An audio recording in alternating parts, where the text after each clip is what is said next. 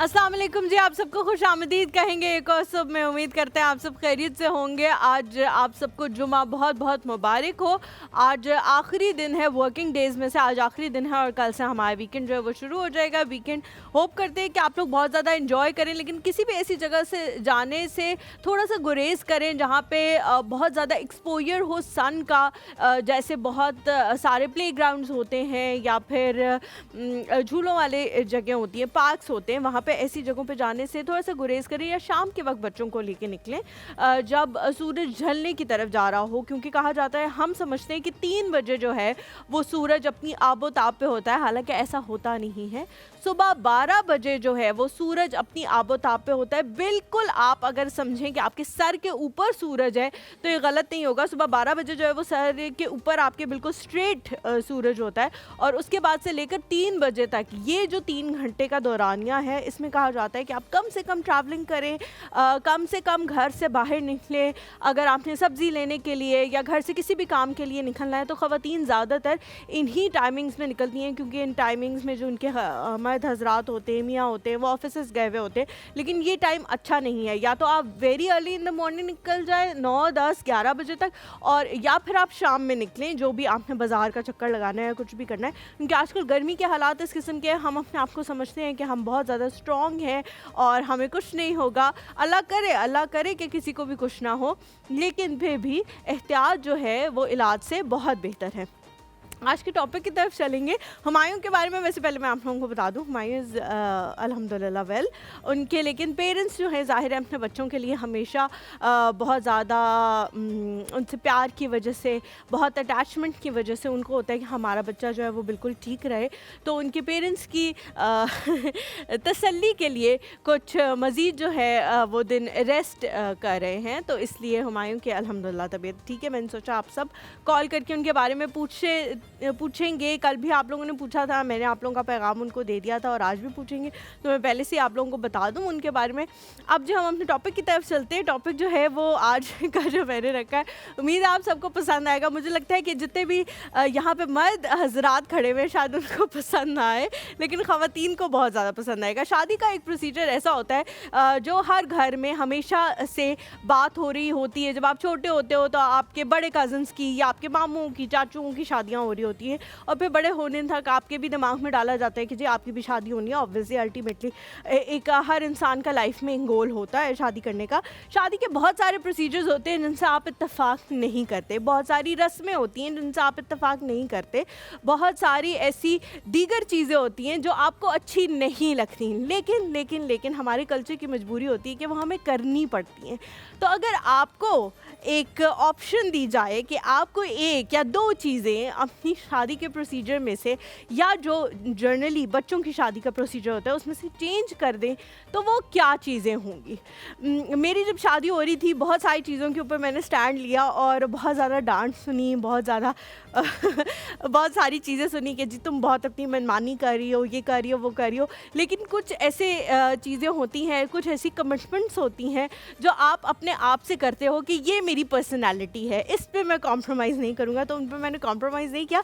मैं आप लोगों को बताऊँगी, लेकिन पहले हम ज़ैनब की तरफ चलते हैं। ज़ैनब को इसमें इंक्लूड करते हैं, उनसे पूछते हैं कि शादी के प्रोसीजर में ऐसी कौन सी चीज़ है जो उनको बहुत नापसंद है, और अगर उनसे पूछा जाए तो वो उसे ख़त्म कर देंगे। अस्सलाम वालेकुम ज़ैनब, कैसी हैं आप? अस्सलाम जी, मैं ठीक ठाक। गुड मॉर्निंग, कैसी हैं आप? मैं बिल्कुल ठीक हूँ। मुझे आज आप ज़्यादा अच्छी लग रही हैं क्योंकि आपके बिल्कुल सामने आम पड़े हैं। अच्छा, मतलब मैं अच्छी नहीं लग रही, आम नहीं, दोनों अच्छे लग रहे हैं, लेकिन आम जो है वो मुझे बहुत ज़्यादा पसंद है। कमज़ोरी आप समझ लें कि है, लेकिन मैं बहुत ज़्यादा खाती नहीं हूँ। लोग समझते हैं कि बहुत ज़्यादा आप खाते भी हो, मैं खाती नहीं हूँ इतना ज़्यादा। मोस्टली 1, या अगर थोड़े छोटे साइज़ के हूँ तो 2 खा लेती हूँ। मेरे घर वाले माशाल्लाह 7-8 खाने का तजर्बा रखते हैं। अच्छा। तो उनके मुकाबले में मैं बहुत ही बज़ौक़ हूँ कि एक आम खा के बस कर जाती हूँ। मेरा भी यही होता है, लेकिन आप अच्छे लग रहे हो। लेकिन इसकी खुशबू जो है ना वो आपको ऐसे अपनी तरफ माइल करती है ना कि दिल करता है कि ज़्यादा खाया जाए। आप इसको लाके अपने किचन में रख दो, थोड़ी देर के बाद आप किचन में जाओ, आपको आम की खुशबू आई। इसी तरह से मेलन का भी होता है, हाँ। खरबूजे का भी होता है कि वो आप फ्रिज में रख दो तो पूरे फ्रिज में। हाँ, मेरी तो अम्मी कभी भी खरबूजा जो है फ्रिज में नहीं रखती, और अगर खरबूजा फ्रिज में रखा हुआ हो या कटा हुआ रखती हैं कि थोड़ा ठंडा हो जाएगा तो अभी खाएंगे, तो फिर दूध निकाल लेती हैं। अच्छा, क्योंकि उनको होता है कि दूध में स्मेल बहुत जल्दी चली जाती है, तो उसमें अगर चली गई तो वो फिर चाय बनाएंगे तो हर चीज में आएगी। ये मैं भी है ना? बहुत अच्छी ठीक है। अच्छा, तो ज़ैनब, शादी के प्रोसीजर में कोई ऐसी चीज जो आप बताना चाहो, फिर मैं भी शेयर करूंगी। सही। अच्छा, शादी के प्रोसीजर में एक तो सबसे पहली चीज जो मैं अगर बैक पे जाना चाहूँ और उसको ठीक करना चाहूँ, में जाना चाहो, तो मैं उसमें ये करूंगी कि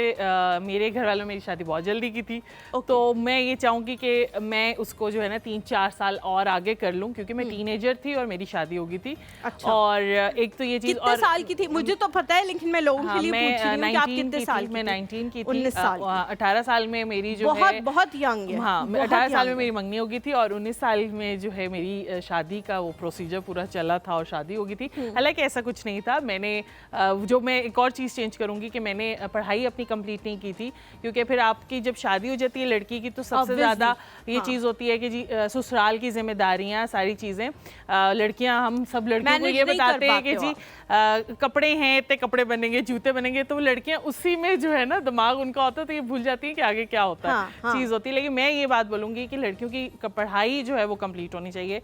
इसी तरह से अगर मैं चेंज करना चाहूँ कि मैं अपनी शादी जो है 4-5 साल आगे करके शादी करना चाहूँगी, और दूसरा ये कि पढ़ाई अपनी कंप्लीट। अच्छा, मुझे लगता है कि अगर कोई बहुत ज़्यादा कमिटेड ना हो इस चीज़ को लेके, तो फिर शादी नहीं हो, वो मतलब फिर पढ़ाई कंप्लीट नहीं हो सकती, या आपके ससुराल वाले बहुत ज़्यादा कमिटेड ना हो, ससुराल वाले ही करते बहुत ज़्यादा वो आपको हाँ, सपोर्ट ना करे कि बच्चे तुम चले जाओ।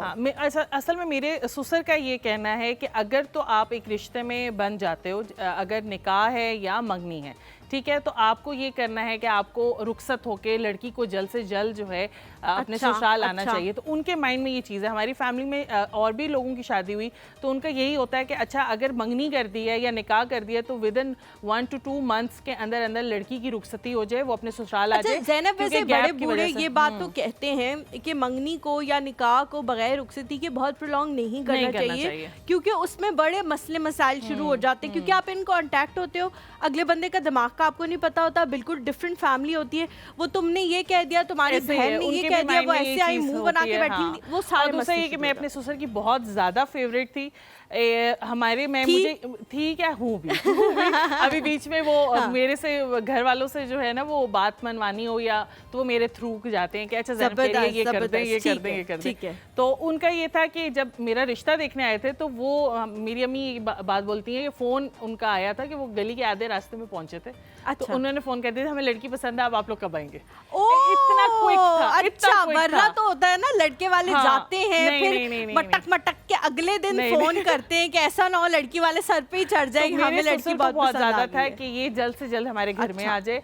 और वो मेरे साथ बहुत ज्यादा, अगर घर में ना किसी ने कावा बनाना हो, अब इतनी छोटी सी बात है तो वो क्या कहते हैं, तो खुद बोल दो ना, इस तरह अचानक शुरू हो जाएंगे मुझे रख के, तो ज़ैनब खुद कह दो ना पापा को, तुम्हें कुछ होता है खुद कह दो। तो पापा बोलते हैं क्या कह रही है ये, तो अगर पापा तो वो आगे से कहते हैं पापा ये कह रही है कि कावा बना दे। हाँ, तो मैं भी बनाता हूँ, हालांकि मैं बोलती नहीं हूँ। ये इस तरह से काम करवाते हैं और वो पापा जाके, चाहे वो रात के 12 बजे रहे हो 2 बजे रहे हो, वो जाएंगे, वो काम करेंगे। जबरदस्त। तो फिर मतलब घर में कोई बाकी जो बजाहिर है आप, क्योंकि 3 बहुएं हैं और आप you are the most elder one among them, लेकिन बाकी बहुएं उनको जेलसी नहीं होती कि पापा हमारे साथ तो ऐसे नहीं करते जैसे ज़ैनब के साथ करते हैं? उनसे बातें नहीं करते, कम खामोशी, और वो बहुत खामोश रहते हैं। नहीं, मैं सच बता रही हूँ, वो बहुत खामोश रहते हैं। उनको कुछ डिस्कस करना होता है तो या तो वो मुझसे करते हैं, हमारा एक सेपरेट एक टाइम होता है, वो मुझसे डिस्कस करते हैं, और बस वो इतनी ही लिमिटेड टाइम तक होता है। जबरदस्त। वो इसलिए उनको फील ही नहीं होता कि यार पापा इससे बहुत ज्यादा कर रहे हैं, वो हमारी आपस में। आज क्या बना रही हो? हम बातों में ये शादी का टॉपिक इस तरह का है कि हम इतने आगे निकल जाते हैं, हमें भूल जाता है। आज जो गर्मी के हिसाब से मैंने सोचा कि बहुत ज्यादा गर्मी हुई हुई है, तो एक ठंडी ठंडी और मीठी मीठी चीज बनाई जाए। तो मैं आज मैंगो फालूदा बना रही हूँ। अच्छा। और आज हम कुछ नमकीन नहीं बनाएंगे, हम सिर्फ फालूदा बनाएंगे और हम वो ये जी ज़ैनब से हमने ही कहा है कि आपने कोशिश करनी है एक दिन में एक ही चीज़ बनाएं, क्योंकि बहुत ज़्यादा गर्मी है और फिर बहुत ज़्यादा बंदा निढाल हो जाता है, तो ऐसे मत अपने साथ जुल्म करें। तो ज़ैनब, आप मुझे अभी शो शुरू होने से पहले बताई थी कि सवैयाँ भी जो है वो आप खुद यहाँ ही पे बनाओगे। जी।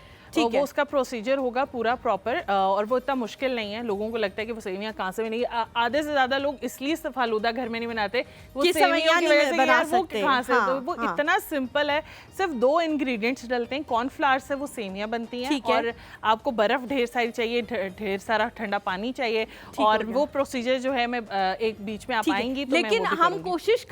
कोशिश करेंगे कि जब आप सेवइयां बना रही हो तो यहाँ तो हम वहाँ मौजूद हो जी, आपके जी। पास, या आपसे पूरा प्रोसीजर इस तरह से सीखेंगे ठीक जिसने है, भी ठीक बनानी है, हो वो ठीक घर में है, बना ले, ठीक क्योंकि है। वाकई ये बहुत बड़ा मसला बहुत है बड़ा कि मसला। लोगों से सेवइयां जो है वो घर में नहीं बनाई जाती, क्योंकि वो खास मतलब थोड़ी स्टिकी भी होती हैं और कुछ उनमें होती हैं चीज़ें जो नहीं लोगों से टैकल की जाती घर में। यहाँ पे जो एक छोटा सा ब्रेक लेते हैं, ब्रेक के बाद जब वापस आएंगे तो मैं बताऊंगी कि मेरी शादी के दौरान क्या मसले थे जिन पे मैंने स्टैंड लिया, और मुझे कोई रिग्रेट नहीं है कि अल्हम्दुलिल्लाह मैंने उन पे स्टैंड लिया। और फिर आपने भी कॉल करके बताना है, और हम अपने मेहमान को भी शामिल करेंगे। आप लोगों ने कहीं नहीं जाना है, एक सब में हमारे साथ रहना है।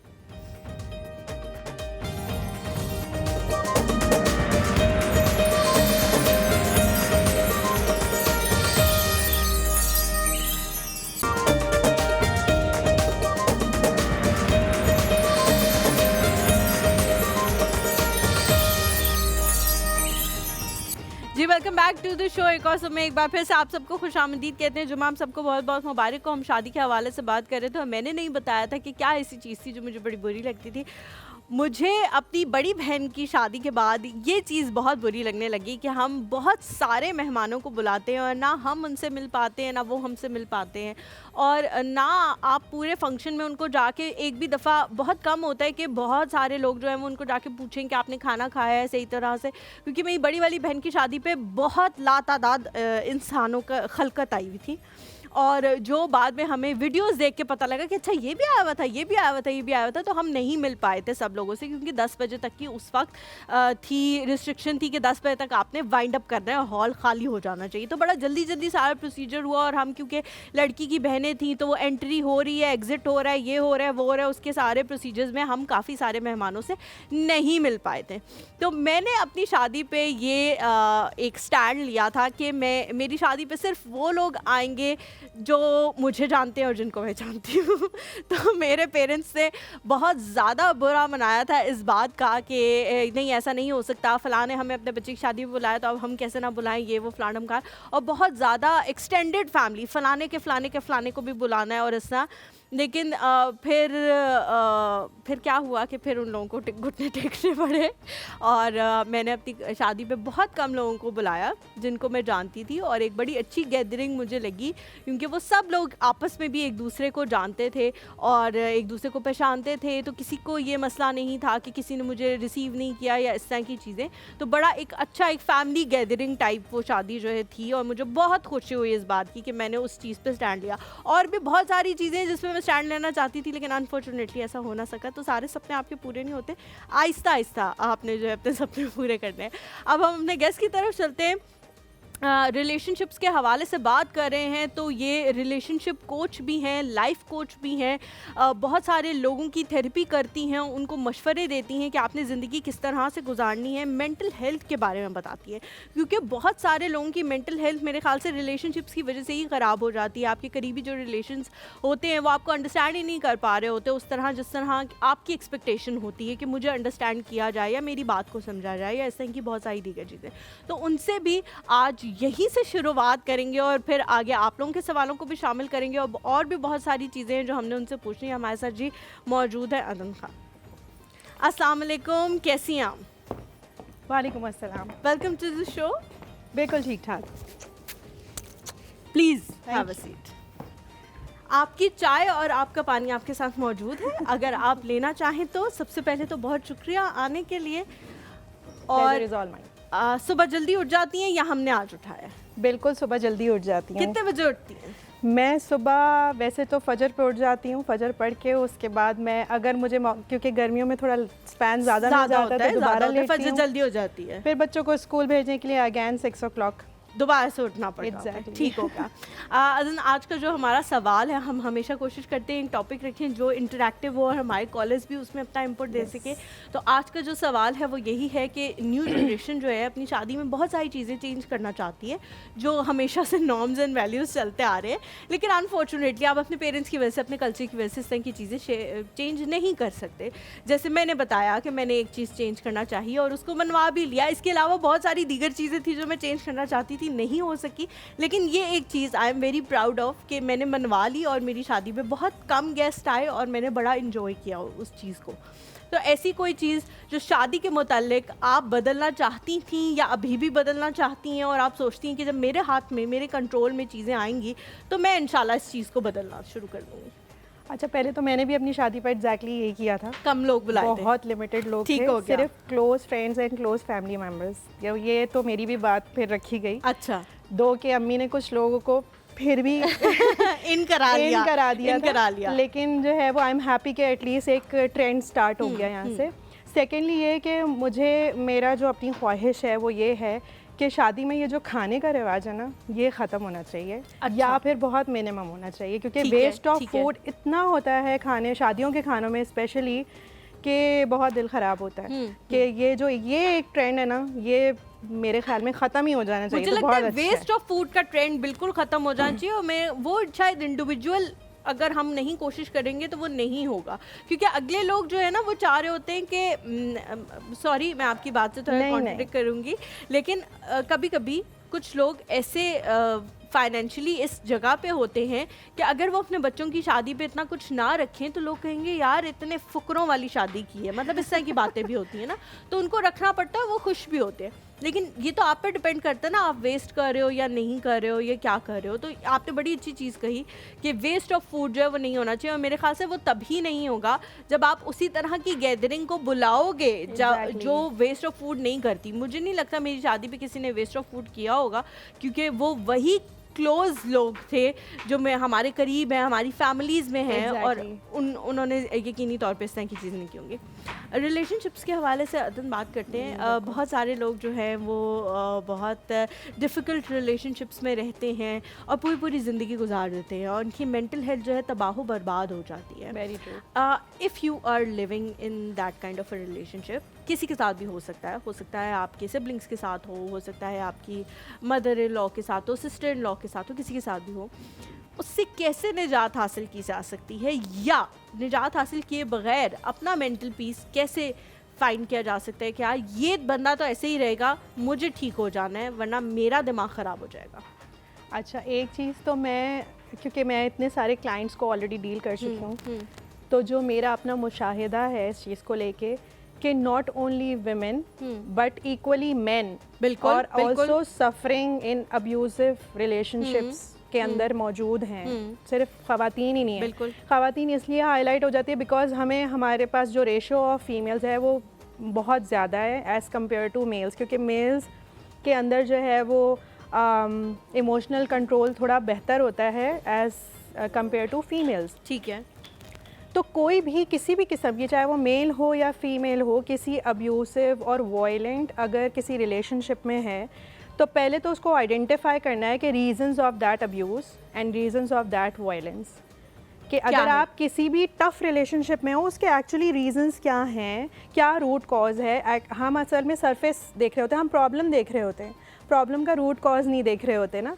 तो पहले तो हमें रूट कॉज, वो एक मूवी का डायलॉग भी था कि इस फैमिली में सब ऊपर से ही बात करते हैं, अंदर की बात कोई करता ही नहीं है। जो मेन बात है वो तो मुद्दे पे तो कोई आता ही नहीं है, तो हम ऊपर से ही सारी चीज़ों को देखते रहते हैं, उनको टैकल करते रहते हैं। और मोस्ट ऑफ द टाइम, बल्कि मैं कहूँगी 95% of the time relationship coaching में बेटर कम्युनिकेशन से इश्यूज रिजॉल्व हो जाते हैं। ठीक है। आप जब एक communication is a two way process, दो लोगों की बात होती है, सिर्फ एक बंदे की बात नहीं होती। जहाँ कोई बंदा सिर्फ अपनी बात करेगा और सामने वाले की बात नहीं सुनेगा, वहाँ पे प्रॉब्लम्स और इश्यूज क्रिएट होना शुरू हो जाएंगे। तो ये बहुत इंपॉर्टेंट है both from male and female side. Specially देखें, एक औरत का रिलेशनशिप बहुत सारे जो है लोगों से एक वक्त में चल रहा होता है, चाहे वो उसके माँ बाप हों, बहन भाई हों, उसका हस्बैंड हो, उसके बच्चे हों, उसके इन लॉज हों, वो सबसे एक वक्त में कनेक्ट कर रही होती है।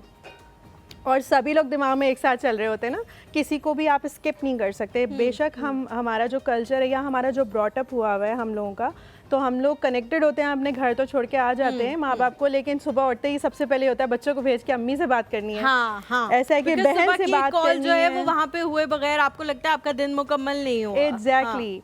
तो ये जो हमारे कनेक्शंस हैं ना बहुत प्यारे और बहुत अच्छे हैं, और हमको इनको उसी प्यार और मोहब्बत से लेके चलना पड़ता है। आप बिल्कुल इस बात से अग्री करेंगी कि एट टाइम्स हमें कभी कभी अपने बहन भाई माँ बाप को डिफेंड करना होता है ना, तो हम उनकी गलत बात को भी किसी तरह से डिफेंड कर लेते हैं घुमा फिरा के, राइट? कि नहीं उनके कहने का मतलब ये नहीं था, वो तो उसमें थी, वो वहाँ से आई थी, वो you know. But on the other hand कोई ऐसा बंदा हमसे वही बात करेगा सेम सिनेरियो में आके जो कि हमें पसंद नहीं है या हमें लगता है कि वो हमारे लिए नहीं अच्छा सोचता, तो हम कभी भी उसके लिए जस्टिफिकेशन नहीं देंगे। अदन, इसमें मुझे लगता है कि ये रिस्पेक्ट इंसान खुद कमाता है। मेरा शायद ऐसा कंडक्ट हो हर किसी के साथ कि कभी हो सकता है मैं यहाँ पे भी किसी के साथ कुछ बोल के चली जाऊँ या कुछ मतलब गलत बात करके चली जाऊँ, तो सब बोलेंगे, सब मुझे कहेंगे कि यार शायद हो सकता है उसकी तबीयत ख़राब हो, या क्योंकि मेरा वैसे कंडक्ट ऐसा है कि हर कोई मेरे लिए शायद कुछ ना कुछ अच्छा ही बोलेगा, कि हो सकता है मार्जिन देने की मुझे कोशिश करेगा। जैसे मैं अपने इन लॉज में रहती हूँ और मेरे जो फादर इन लॉ हैं, जब भी उनके बारे में कोई इस तरह की बात होती है तो मैं हमेशा उनकी साइड लेती हूँ, हमेशा हमेशा। और मुझे जो मेरे हस्बैंड है वो हमेशा कहते हैं कि तुम चमची हो उनकी, तुम अपना नाम चमची रख लो, तुम दुम रख लो अपना नाम, मतलब इस तरह करके ना कि तुम गलत बात पे भी तुम कह रही हो कि नहीं ऐसा नहीं, यूँ है यूँ है यूँ है। क्योंकि उनका कंडक्ट मेरे साथ हमेशा ऐसा रहा है कि मैं उनके शू में जाके सोचती हूँ कि यार हो सकता है दिमाग पे कोई और मसला हो सकता है किसी और चीज़ की फ्रस्ट्रेशन हो जो बेचारों से यहाँ क्योंकि हमेशा से वो मेरे साथ ऐसे रहे हैं। लेकिन हर इंसान मेरे साथ ऐसा नहीं है कि मैं उसके लिए जाके जवाब देना शुरू कर दूँ। तो ये मेरे ख्याल से उस बंदे पे भी डिपेंड करता है कि उसका कंडक्ट हमेशा से कैसा है कि आप उसके लिए खुद ही से रीजनिंग देना शुरू कर देते हो। Respect is always earn from both sides. और मैं कहती हूँ कि कभी भी इनिशिएटिव लेने में ना देर नहीं करनी चाहिए। तो आप पहले आप अपनी तरफ से जितना मैक्सिमम दे सकते हैं दे के देखें, और आपको अगर उसके रिटर्न में इतना पॉजिटिव रिस्पांस या सेम रिएक्शन मिल रहा है कि आपके लिए वो at a level of satisfaction है तो वेल एंड गुड। बट बहुत सारे टाइम्स और हमारे कल्चर में, क्योंकि हमारा कल्चर जो है वो बहुत मिक्सचर ऑफ कल्चर्स है, हजारों कल्चर का एक मिक्सचर, एक वो कप्पा सा हमने बना लिया जिसका हमें समझ नहीं आ रहा ये क्या है। यही बात है, ये किसको हमने फॉलो करना है। अम्मी की साइड की फैमिली डिफरेंट है, अब्बू की साइड की फैमिली डिफरेंट है, रिलीजन डिफरेंट, मतलब चीज बता रहा है, डिफरेंट सिखा रहा है। एग्जैक्टली। तो वो ऑनेस्टली स्पीकिंग हम अगर मैं कहूँ ना इस एज की, बल्कि हमसे भी बड़ी एज की जो स्पेशली ख़वातीनों को मैं इन्वॉल्व करूँगी इसमें, क्लैरिटी नहीं है, पता नहीं है कि क्या करना है, किस तरह से ज़िंदगी गुजारी है और गुजारनी है। और सेकेंडली ये कि हमें अपना नहीं पता, हमें दुनिया में सब का पता है, कौन कैसा है, क्या कर रहा है, क्यों कर रहा है, बट हमें अपना अंदर का कुछ नहीं पता। एक चीज़ जो मैंने कुछ ऐसे से नोटिस की है, हमारी जो पेरेंट्स वाली जनरेशन थी, उनके पेरेंट्स वाली जनरेशन से तो मैं इतना कनेक्ट नहीं कर सकूंगी क्योंकि हम छोटे थे, उनकी डेथ हो गई या हमने उनके साथ इतना वक्त नहीं गुजारा, वो सारी चीज़ें हो गई। लेकिन हमारे जो पेरेंट्स हैं उनमें फ़राइज़ का बहुत ज़्यादा पता था, अपने हक़ का नहीं पता था। हमने हमेशा अपने पेरेंट्स को गिविंग एंड पे देखा कि ये हमारा फ़र्ज़ है। अपने माँ बाप से भी डांट पड़ रही है तो कोई बात नहीं बेटे, हमारा फ़र्ज़ है उनकी खिदमत करना।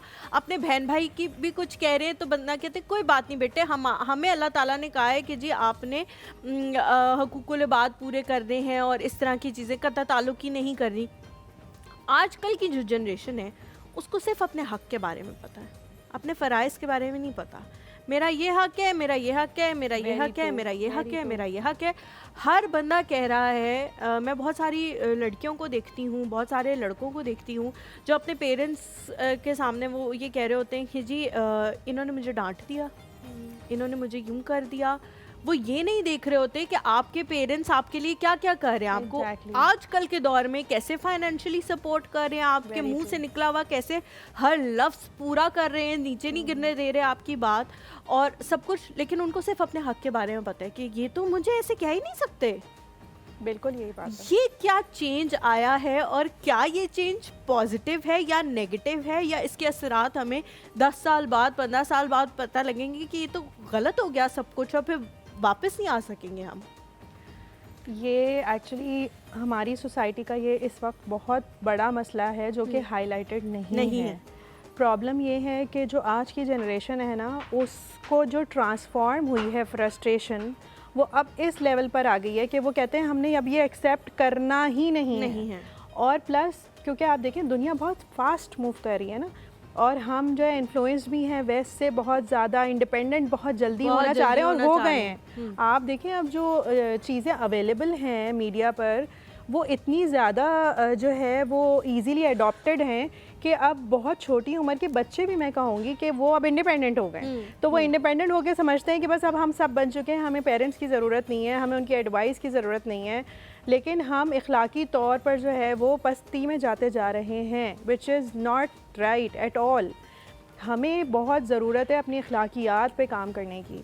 हम इंडिपेंडेंट हो गए हैं, हम खुद से सब बना रहे हैं, मेहनत भी बहुत कर रहे हैं। आज की जनरेशन बहुत मेहनती है, लेकिन आज की जनरेशन में रिलेशनशिप्स को मैनेज करने की पावर नहीं रही है। आप देखें कितनी क्विकली जो है वो रिलेशनशिप्स बनते भी बहुत जल्दी हैं और ख़त्म भी बहुत जल्दी हो जाते हैं। हाँ। उसकी वजह यही है कि हमने सुनना छोड़ दिया है, सुनना भी और समझना भी। हमें लगता है कि what is my right is my right, at any cost I want to get my right.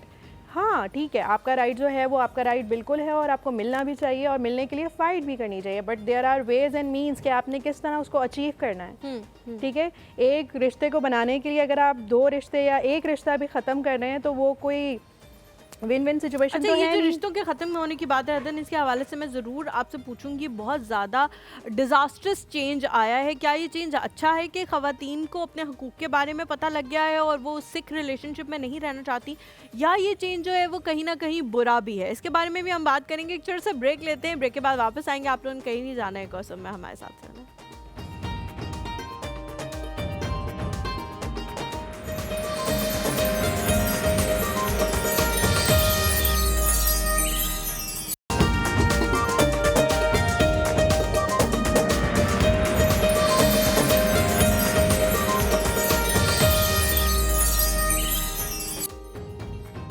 Ji welcome back to the show. हम लोग रिलेशनशिप्स के हवाले से बात कर रहे हैं। अदब बर्दाश्त पे हम इस टॉपिक को छोड़ के गए थे कि लोगों के अंदर बर्दाश्त जो है वो बहुत ज़्यादा कम हो गई है। इसी वजह से वो कहते हैं फ़ौरन छोड़ देते हैं रिलेशनशिप को। कहते हैं हमने इस रिलेशनशिप में नहीं रहना, चाहे आपकी मंगनी हुई हुई हो, चाहे आपका निकाह हुआ हुआ हो, चाहे बात पक्की हुई हुई हो, चाहे शादी हुई हुई हो। लोग कहते हैं कि अब हम नहीं रह सकते, बस। ये बहुत एक कॉमन जुमला हो गया जो लड़कों की जानिब से भी बहुत सुना जाता है और लड़कियों की जानिब से भी बहुत सुना जाता है। अदम बर्दाश्त इतनी क्यों हो गई है, या फिर क्या हमें किसी ट्रेनिंग की ज़रूरत है ताकि हमारे अंदर थोड़ी बर्दाश्त है? मुझे लगता है मैंने जब से जॉब ज्वाइन की है, मेरे अंदर बहुत सारे हवालों से बहुत ज़्यादा बर्दाश्त आई है। मैं बहुत सारी चीज़ों को बर्दाश्त कर लेती हूँ सिर्फ ये सोच कर कि जब आप वहाँ बर्दाश्त कर लेते हो, अपने ऑफिस में कर लेते हो, क्योंकि सर्कमस्टांसेस आपकी मर्ज़ी के नहीं होते, तो आप घर में क्यों नहीं कर सकते? इसके ऊपर मैं आपसे बात करूँगी। हमारे साथ कॉलर है नादिया हैं। जी अस्सलाम वालेकुम। सादिया है। अस्सलाम वालेकुम, कैसी है सादिया जी? वालेकुम सलाम, कैसी हैं लीमा? जुमा मुबारक। जुमा मुबारक आपको भी। मैं बिल्कुल ठीक हूँ अल्हम्दुलिल्लाह। आप कैसी हैं? शुक्र अल्हम्दुलिल्लाह। हुमायूं की तबीयत का बताएं, कैसे हुमायूं हो? अल्हम्दुलिल्लाह बिल्कुल ठीक है। मैंने बताया है सुबह भी कि उनके पेरेंट्स जो हैं वो जाहिर है अपने बच्चे की वजह से थोड़े परेशान हो गए हैं, तो वो थोड़ा रेस्ट कर रहे हैं। जी जी जी, अल्लाह ताला जिंदगी सेहत दे। आमीन, हमारी आमीन। दुआएं उनके साथ। बहुत शुक्रिया, बहुत शुक्रिया। सादिया जी, शादी के दौरान ऐसी कौन सी चीज़ है जो आप बदलना चाहेंगी अगर आपके हाथ में हो तो? हलीमा, मेरी शादी में एक तो शादी जल्दी बहुत छोटी उम्र में कर दी थी। ठीक है। दूसरा, मेरी शादी पे हम लोगों ने मेरी शादी हुई थी गैरों में। अच्छा। फैसलाबाद के राजपूत खानदान है, तो उसमें की तो अब्बू से ये बोला था हमने क्या कि सबने के खाना ना जरा अच्छा होना चाहिए। किसने इसलिए बोला उन्होंने था? नहीं- लड़के वालों ने? नहीं नहीं नहीं, अच्छा घर वालों ने अच्छा, घर कहा वालों था ने कि घरों में शादी कर रहे हैं तो खाना ना अच्छा दें ठीक है, घरों में। ठीक है। तो अब्बू ने ये बोला कि नहीं, जैसा मैंने अपनी बड़ी बेटियों के लिए खाना दिया ऐसा ही खाना मैं इसके उससे भी दूंगा। मैं नहीं जबरदस्त इसमें जबरदस्त। तो उन्होंने वही खाना दिया जो बड़ी बाजियों के शादियों में दिया। तो ठीक है। उससे जब वो डोली की रोटी देते हैं ना साथ हलीमा, जी जी जब वो जी। देने लगे ना तो मेरी नंद ने ना बहुत बुरा मनाया और मुंह पे कह के कि हम ऐसा खाना नहीं खा लेके जाएंगे। तो अच्छा वो बात मेरे अब्बू को बहुत ज्यादा लगी और वो बीमार भी हो गए कि जो है ना इन्होंने मुंह पे उन्होंने पैक किया हुआ खाना डोली का साथ देने के लिए जब कहा तो वो नहीं लेके आई। तो घर आके इतनी बातें मुझे सुनाई कि वो ना अल्लाह उन्हें जिंदगी दे। मेरी नंद को मेरा इस वक्त बहुत अच्छा ताल्लुक है उनके साथ। अच्छा तो वो बात ना आज तक मेरे घराने में चलती आ रही है। मेरी नंद ने ना ये बात की थी, वो शुरू की बात आज 25-26 साल हो चले मेरी शादी को, लेकिन वो दोहराई जाती है कि जी इनके ससुराल में तो ये बात हुई थी। आज अब्बू है नहीं है, कोई हाँ। नहीं है, लेकिन ये बात ना अभी तक मेरी चलती आती है। और मैं नहीं तो change कर उन्होंने सकती। मतलब उन्होंने बात किस उसमें कही कि खाना अच्छा उनको नहीं लगा था इस उसमें कही, या ये कहा कि दूर लेके नहीं जा रहे हम ये वाला खाना? नहीं उन्होंने कहा था एक डिश बनी थी ना, एक डिश अच्छा बनी थी। अच्छा तो वो कहने लगे कि हम तो बड़ा गोश्त पसंद ही नहीं करते, वो ऐसे कह के ना आ गई थी। अच्छा, तो अभी तक वो बड़ा गोश्त नहीं खाती हैं? नहीं खाते सब कुछ। किधर आपकी शादी किधर हुई है? राजा महाराजा है पीछे से वो? फैसलाबाद। क्योंकि हम तो बड़ा गोश्त खाते हैं, अल्लाह का शुक्र है। नहीं राजपूत खाते हैं, लेकिन हाँ। वो मेरी नंद की एक नेचर ऐसी है ना, ऐसी है अभी भी है कि वो मुंह पे जवाब दे देना। लेकिन मेरी इस वक्त अच्छी नहीं अपनी नंद के साथ सादिया दोस्ती है, सादिया सब जी कुछ। मैं आपको यहाँ पे ना थोड़ा सा वो करूँगी, ये नेचर नहीं होती। ये आप ना किसी के लिए जब ये बात बोलते हो ना कि ये इसकी नेचर है, वो बंदा चौड़ा हो जाता है। हाँ जी ये तो मेरी नेचर है, मैं तो ऐसे ही रहूँगा। मुंह फट होना ये कोई नेचर नहीं है। इसको जब आप देखेंगी कि वो अपने ससुराल में मुंह फट नहीं होंगी, वो अपनी सास को इस तरह ताबड़तोड़ जवाब नहीं दे सकेंगी, क्योंकि वहाँ पे उनकी इतनी हैसियत नहीं है। जहाँ पे इंसान की हैसियत वो समझता है कि मैं अपर लेवल पे हूँ, वहाँ वो इस तरह की बदतमीजियाँ करता है। कभी भी आप किसी ऐसे बंदे के साथ बदतमीजी नहीं करोगे जो आपके साथ भी आगे से बदतमीजी कर सके। तो वो नेचर सही- नहीं सही- होती। सही। ये लोग जानबूझ के इस तरह के मौकों का फायदा उठाते हैं कि हम अपर हैंड हैं, हम लड़के वाले हैं, तो हम जो भी कहेंगे अगले बर्दाश्त करेंगे। लेकिन हलीमा मेरे मियाँ ने मेरे अब्बू के साथ माफी तलाफी की, हाथ जोड़ के उन्होंने कहा मेरी बहन की हाय गलती है, बेचारे। आपने मुझे कहना था, मैं लेके जाता। वो अब्बू की बहुत इज्जत बहुत, और अब्बू के फेवरेट दामाद थे। उनके मशवरे के बगैर अब्बू मेरे चलते ही नहीं थे। दफा करें मेरे फिर मियाँ नंद को, दफा करें। अगर मियाँ इतना अच्छा है ना तो मट्टी डालें नंद पे। नहीं मेरी नंद अच्छी है, ऐसी कोई वो नहीं है। मेरी देवरानी के साथ मेरा तलक बहुत अच्छा है। अच्छा, लेकिन अब वो अच्छी एक हो मैं गई छोटी है? सी- अब अच्छी हो गई है? छोटी सी। हलीमा मैंने कभी पलट के जवाब नहीं दिया किसी को भी, मेरी अपनी नेचर में शामिल है। मैंने पलट के जवाब दिया ही नहीं, मैं खामोश हो जाती हूँ। लेकिन जब इसलिए गुस्सा इसलिए ठंडा मेरे होता ख्याल है से ना, अच्छी हो गई हैं वो आपके साथ, क्योंकि उनको पता है कि ये हलीमा, हार्मलेस जब है, इसने तो आगे से कुछ सबका कहना नहीं। गुस्सा ठंडा हो जाता है ना, हाँ। मैं फिर बात करती हूँ कि ये बात गलत थी। चले शुक्र है तब भी आप बोल लेती हैं, वरना अगर आप तब भी ना बोलें तो मैं आपको क्या कह सकती हूँ इस बारे में। अब बोलना शुरू किया है, अब बोलना शुरू किया। पहले नहीं। कितने साल हो गए शादी को सादिया जी? 26 साल। मेरे 25 साल हो गए। बड़ा हौसला है। तौबा, मैं कहती हूँ ये जनरेशन थी ना हमारी माओ वाली, इनका बड़ा हौसला था कसम से। और थैंक ठीक है यू सो हलीमा, मच आपसे सादिया बात- जी, बहुत अच्छा लगा मुझे आपसे बात करके, और आपने ये बात बताई है, अपने दिल का बोझ हल्का किया है, बहुत अच्छी बात है।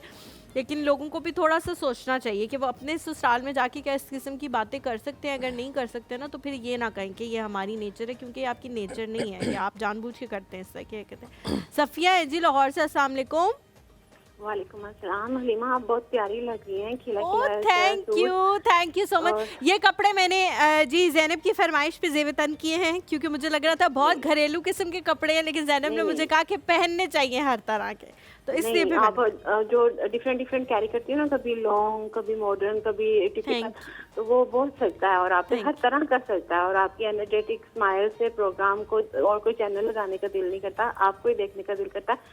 और कितनी मैं अच्छी हैं आप, ये चाहूंगी बातें ये रिकॉर्ड कर लो, ये हुमायूं को सुनवाना कि उसके लिए कॉलर नहीं आती, सिर्फ मेरे लिए भी आती हैं। नहीं, हुमायूं भी हमारा से ज्यादा है। और हुमायूं का मैं अभी ना उस दिन कल प्रोग्राम रिपीट में देख रही थी, वो ना जब मैंगो की बात कर रहा था तो इधर खुशबू आ रही, तो उस वक्त ना उसका एनर्जी लेवल लो हो गया था ब्रेक से पहले, तो उसको कुछ देना चाहिए था। नहीं, हमने ब्रेक के दौरान ही उसको मिल्क शेक दे दिया था। हाँ, ब्रेक के दौरान ही, इसीलिए मुझे लगता है कि वो बेहोश नहीं हुए, वरना उन्होंने हो जाना था बेहोश। ऐसे ही है। और हलीमा, अभी ना जब ब्रेक होती है तो कुछ भी ठंडा ड्रिंक, तो वैसे तो चीनी अच्छी नहीं होती, लेकिन इस वाले मौसम में ना बस होता है ना, मिल्क शेक या कोई भी ठंडा ड्रिंक हो, थोड़ा थोड़ा ड्रिंक ना खुद मांग लिया करो। लाइव प्रोग्राम में बंदा ना एक्टिंग कर सकता है कि मेरी तबीयत न डालो रही, और ना कैमरामैन और बाकी लोग, तो खुद से ना अपना ख्याल सबको खुद से खुद करना चाहिए। बिल्कुल ठीक है। हाँ, और अभी जो सादिया कॉलर थी, बेशक वो अपनी घर की पर्सनल बात बता रही थी, आपने उनको बहुत प्यारा जवाब दिया कि ना जहाँ कहीं किसी का कुछ चलता है ना, तो वहाँ कुछ लोग, मतलब सास कह लो, नंदे कह लो, या कुछ घरों में जाने जेठानियाँ और कुछ बहन भाइयों में भी कोई छोटी वाले काम, जहाँ कहीं उनका असर और दुख चलता है ना, हमारी फौज कह लें, कुछ भी कह लें, हर जगह, और वहाँ ना खुदा से डरना चाहिए। और कहीं वही लोग जाके बड़े सेट हो जाते हैं। तो आपने बहुत सारा जवाब दिया कि वो हर जगह नहीं उनका ये नहीं चलता होगा। मैं सही कह रही हूँ, वो अपनी सास को इस तरह पटक जवाब दे सकती है। सास चाहे जैसा मर्जी खाना कहना, ये साथ रख लो, आपको रखना पड़ेगा साथ। उधर सारे काम सेट हो जाते हैं। और हलीमा, मैं शादियों के बारे में कहना चाहूंगी कि आप कभी ना देखें कि लोग क्या कहेंगे, आपने मंगनी नहीं की। अगर आप थोड़े से मिडिल क्लास में, आपका बजट ऑफ है ना, आप लोगों की परवाह किए बगैर अपनी बेसिक सी चीजें लें। और जो सूट होता है ना, ठीक है, आप अगर अफोर्ड कर सकते हैं तो आप 20 लाख का पहने, नहीं अफोर्ड कर सकते तो आप सिंपल सा पहने, ये चीजें बाद में मैटर नहीं करती। लेकिन सफिया जी, पता है क्या, सॉरी मैं आपकी बात काट रही हूँ, मैं ये कहती हूँ कि आप अफोर्ड करो तब भी आप 20 लाख का जोड़ा ना पहनो, क्योंकि वो एक दफा के बाद कभी नहीं पहना जाएगा। मेरी शादी को 2.5 साल हो गए और आगे भी मुझे मुस्तकबिल में नजर नहीं आ रहा कि वो जोड़ा मैं कभी पहनूंगी। हाँ जी, ऐसे ही। और बहुत सारे रस्मों रिवाज और बहुत सारी चीजें ना, हम लोग, हमारे यहाँ जो हालात हैं, हमारी आधी से ज्यादा कौम, बल्कि 80% लोग तो गरीब हो गए हैं। हम लोगों को दिखाने के लिए कभी कुछ ना करें। आजकल का जो मौसम है ना, सही बात है, खाना चेंज करें, 2 दफा चेंज करें, इस्त्री किए बगैर पहनने के। लोग क्या कहेंगे कि इस्त्री नहीं किया। लोगों को तो अपनी जिंदगी में से ना रिस्पेक्ट करें और दिल दिल में कुत्ता जाने, और बस लोगों को निकालते जाए लाइफ से ना, कि ये कचरा है, ये निकलता जाए। और उनसे अगर खुशी गम पे मिलना पड़ता है ना, तो बस एक्टिंग कर ले। सही बात है, सही बात है। सब थोड़े थोड़े एक्टर बन जाते हैं और उनके साथ एक्टिंग करते हैं। और हम सारे एक्टिंग करते होते हैं। जब हमारी सास मरती है तो दिल में हमारे लड्डू फूटते होते हैं, दिल डांस मारे, और ऊपर से हम कैसे रो रहे होते हैं, तो हम एक्टर ही होते हैं सारे। तो आप अपनी एक्टिंग स्किल्स यूज किया करें सारी। तो मैं तो ये कहती हूँ कि जब भी कोई भी रस्म रिवाज है, खुशी है, गम है, देखते हैं कि आप कितना अफोर्ड कर सकते हैं, आप उतना करें। और जो आपकी स्किल है ना, उसको यूज किया करें। जब कोई कुत्ता भौंक रहा होता है उससे मिट्टी ना कराया करें। ठीक हो गया सफिया जी, थैंक यू। ऐसी बातें सुनने के लिए मुझे खुद कॉल कर लिया करें। ठीक है, डन हो गया। Thank you so much Safiya ji for calling. बहुत अच्छा लगा आपसे बात करके, लेकिन ज़रूरी नहीं है हर बंदे की सास जब जाए तो उसको खुशी हो रही हो। कुछ की अच्छी भी होती है बेचारी, कुछ की, और सासों के अलावा कैरेक्टर्स होते हैं जो अच्छे नहीं होते, लेकिन सासें अच्छी होती है बेचारी। अच्छा जी, हमारे साथ अफजल हैं जी, अस्सलाम वालेकुम। जी वालेकुम अस्सलाम। आपकी हलीमा कैसी? बिल्कुल ठीक, अल्हम्दुलिल्लाह। आप कैसे हैं? जी अल्हम्दुलिल्लाह। आप भी पहले तो मुझे ना ये पूछना है कि ना, ये जो आपने मेंटल हेल्थ मेंटल, ये क्या चीज़ है अपने एक्सपर्ट से। दूसरी ये बात है कि मेरी शादी को तकरीबन 13-14 साल हो चुके हैं। अच्छा। हमारे घर में ना आए दिन ऐसे ही लड़ाई, छोटी छोटी लड़ाई होती है। अब माशाल्लाह मेरी 2 बेटियां भी हैं। अच्छा, माशाल्लाह। ठीक है जी। मैं ना कोशिश ये करता हूँ जितना हो सके, यानी कि कम से कम हो, लेकिन ना इस बारे में थोड़ा सा मैं ये पूछना चाहता हूँ। नहीं अफजल भाई, किस चीज़ की वजह से, थोड़ा सा बताएंगे किस चीज़ की वजह से लड़ाई होती है या हर चीज़ की वजह से लड़ाई होती रहती है? नहीं नहीं, हर बात पे जी, हर बात पे। अच्छा अच्छा। जी और आप कंबाइंड फैमिली में रहते हैं, बहुत सारे लोग हैं घर में? जी जी। अच्छा नहीं नहीं, बहुत सारे नहीं, मेरी एक मदर है, एक मैं हूँ अच्छा और मेरी मिसेज हैं, 2 मेरी बेटियां हैं। ठीक है ठीक है। आपने जी। कुछ पूछना है उनसे तो पूछ सकती हैं आप। अफजल साहब, आप आपकी क्या रूटीन है? आप जॉब करते हैं 9 to 5 या बिजनेस है आपका? जी जी, मैं ना एक प्राइवेट यानी किसी के पास मैं काम करता हूँ। अच्छा अच्छा, और आपकी जो वाइफ हैं वो भी जॉब करती हैं या वो हाउस वाइफ हैं? जी, हाउस वाइफ। हाउसवाइफ। अच्छा, तो आपके जो घर में ज़्यादातर जो भी इश्यूज आते हैं वो आपके और वाइफ के दरमियान होते हैं, तो वो आप दोनों से रिलेटेड होते हैं या घर की दूसरी चीज़ों से रिलेटेड भी होते हैं? नहीं नहीं नहीं नहीं, ये हमारे दोनों के। अच्छा अच्छा, तो आपकी नेचर कैसी है? यानी कि आप खामोश तबीयत के हैं और वो जो है वो ज़्यादा गुफ्तगू पसंद करती हैं या वो ज़्यादा घूमना फिरना खाना पीना पसंद करती हैं? जी। थोड़ा जी। अच्छा थोड़ा पर्सनैलिटी मुझे बताएंगे उनकी? पर्सनैलिटी उनकी माशाल्लाह वैसे एक्टिव हैं वो। अच्छा। जी जी। वो ज़्यादा बोलती हैं और घूमना फिरना पसंद करती हैं जी और आप जो हैं वो कम गो हैं। जी जी। ठीक है, थैंक यू। ठीक है, बहुत शुक्रिया अफजल भाई कॉल करने के लिए। जो आपने बताई हैं चीज़ें वो तो बड़ा अच्छा कॉम्बिनेशन है, क्योंकि दोनों बोलने वाले होंगे तब भी मसला होगा और दोनों खामोश रहने वाले होंगे तब भी मसला होगा। लेकिन अब मसले मसाइल हो क्यों रहे हैं ये हम पूछते हैं जी। जी अच्छा, जब इस तरह की रिलेशनशिप होती है ना, जैसे मैंने उनसे पूछा आप कम गो हैं, वो गुफ्तगू तो ये पर्सनैलिटी क्लैश है एक्चुअली। ठीक है ठीक है। दो डिफरेंट तरह के लोग हैं, दो डिफरेंट पर्सनैलिटीज़ हैं। जब इनको हम थेरेपीज़ के थ्रू डिग इन करते हैं, इस तरह के लोगों को, मैं एग्जैक्टली इनके ऊपर बात नहीं कर रही, लेकिन मैं बता रही हूँ कि जब इस तरह के किसी लोगों तरह को हम के लोगों की से आप थेरेपीज़ स्टार्ट मुशाबहत रख करते के बता हैं रही तो हैं। पता चलता है कि मसला इतना कोई बड़ा नहीं था, लेकिन वो बहुत एक बबल सा बना हुआ था और फिर वो बर्स्ट हो गया। ठीक है। उसमें होता ये है कि एक जो है वो डिफरेंट पर्सनालिटी की है। वो चाहती होगी कि वो हस्बैंड घर आएँ, बैठें, बातें करें, लेके जाएं बाहर घुमाने फिराने, बिकॉज वो पूरा दिन से उनका वेट कर रही है। एंड हस्बैंड इज़ एक्सपेक्टिंग कि मैं जब घर जाऊं तो बस एक काम क्वाइट। और जैसे मेरे एक रिलेशनशिप कपल की मैं काउंसलिंग कर रही लेकिन थी। अदन जी बहुत सारे लोग जो आप कह रही हैं डिफरेंट पर्सनालिटीज़ हैं, सेम पर्सनालिटीज़ तो बहन भाइयों की नहीं होती, तो आप कैसे एक्सपेक्ट कर सकते हो कि आपका जो स्पाउस है उसकी और आपकी सेम पर्सनालिटी या ट्रेड्स होंगी? बिल्कुल आप ठीक कह रही हैं हलीमा कि जो दो लोग होते हैं ना, कोई भी इंसान में एट टाइम्स हम कभी कभी अपने फ्रेंड से डिस्कस कर कहते हैं यार मेरी और तुम्हारी बिल्कुल सेम है ज़िंदगी, हर चीज़, वो भी सेम नहीं होती है। कहीं ना कहीं आकर कोई ना कोई चीज़ आके डिफरेंट होती है और वहीं से काम स्टार्ट होते हैं, वहीं से चीज़ें स्टार्ट होती हैं। तो पर्सनालिटी, जो पहला रिलेशनशिप कोचिंग का और काउंसलिंग का मेरा एक पूरा थेरेपी का जो कोर्स होता है, उसमें सेशन में हम पर्सनालिटी असेसमेंट करते हैं और जब उसकी काउंसलिंग स्टार्ट होती है ना, तो आई एम टेलिंग यू 70% मसला वहीं ख़त्म हो जाता है, क्योंकि दोनों की एक्सपेक्टेशन डिफरेंट है। हम क्या करते हैं कि उन दोनों की एक्सपेक्टेशन को मिला के एक जगह कर देते हैं। तो वो जब दोनों कहते हैं हाँ ये ऐसे तो ठीक है, वैसे ठीक नहीं था, हाँ अब समझ में आ रही है, ये तो ठीक हो गया। तो और देखें, जब 2 लोग हों, 4 लोग हों, 10 लोग हों, जब मुस्तकिल एक साथ रह रहे होते हैं ना, तो ऊंच नीच, ना इत्तफाकियाँ, ना चाकियाँ होती हैं। ये नहीं हो सकता कि आइडियल हो हर चीज़। तो कभी कभी एक दूसरे को अंडरस्टैंड करना सबसे इम्पॉर्टेंट है, नंबर 1 चीज़, कि आप एक दूसरे को अंडरस्टैंड करें, एक दूसरे की पर्सनैलिटी को अंडरस्टैंड करें। Try to mould yourself as well, सिर्फ अपना अपना ना करें, दोनों तरफ से है ये।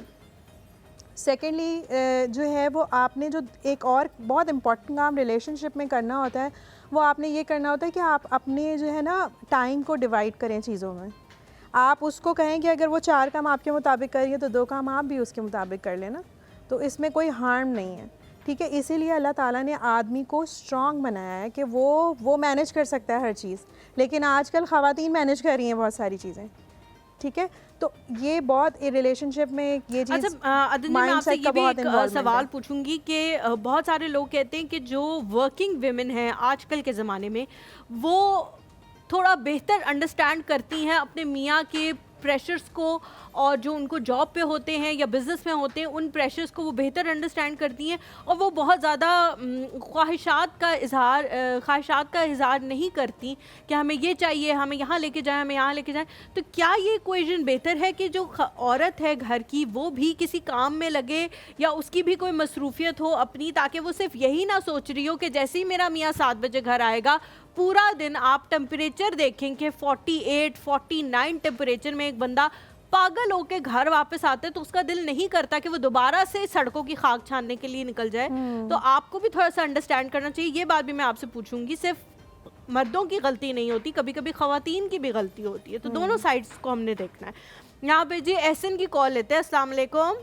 फरहाद भी बहुत हंस रहे हैं मेरी इस बात। सलाम, गुड मॉर्निंग। बहुत अच्छा प्रोग्राम है। चूंकि वक्त कम है मैं डायरेक्ट बात करना चाहूंगा कि जी जो पर्सनैलिटी क्लैश होते हैं, डिफरेंसेस होते हैं, अमूमन इसको ये लोग समझ लेते हैं कि ये तो अब हमारा हमेशा ये होगा, ऐसा नहीं है। हाँ। बल्कि इसमें बड़े एडवांटेजेस हैं और बड़े फायदे हैं। दोनों डायरेक्शन में आपको एक तरह से बेनिफिट मिल रहे होते हैं, नेकियां हो रही होती हैं, वाइफ अपने अंदाज में चल रही होती हैं और आप अपने अंदाज में, बच्चे बहुत कुछ लर्न कर रहे होते हैं। लेकिन आपके मेहमान से मेरा सवाल ये है कि जब हम ठान लेते हैं कि हमें अपनी लाइफ अच्छी बनानी है, रूटीन बना लिया, किसी से जिगड़ना नहीं है वाइफ से या किसी से, और बिल्कुल सही चलना है हर जगह, चाहे कोई भी जगह हो, घर हो, ऑफिस हो, खानदान हो, लेकिन दूसरी तरफ से कोई ऐसी चीज हो जाती है कि एकदम आपका मूड ऑफ हो जाता है। जो अक्लमंद लोग होते हैं वो तो इसको मैनेज कर लेते हैं, लेकिन आम लोगों के लिए आप क्या सजेस्ट करेंगे कि अगर मियां बीवी में से कोई एक सही है या कहीं भी कोई एक सही जा रहा है और दूसरी तरफ से अचानक बिला वजह ऐसी चीज हो जाती है कि जो इशू बन सकती है, तो वो उसको कैसे मैनेज करें? ये बहुत अहम फैक्टर है। इसमें जरूर बताएं कि अगर आप खुद सही हैं, दूसरी तरफ से कोई चीज ऐसी जाती है रिलेशनशिप में,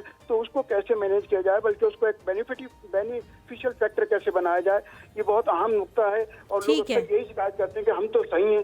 तो जरूर बताएं। थैंक यू जी, thank you so much for calling Ehsan भाई। हम लोग जी यहाँ पे एक छोटा सा ब्रेक लेते हैं। ब्रेक के बाद जब वापस आएंगे तो अदन से एहसन भाई का सवाल भी करेंगे और जो सवाल मैंने किया है वो भी हम पूछेंगे। आप लोगों ने कहीं नहीं जाना, हमारे साथ रहना।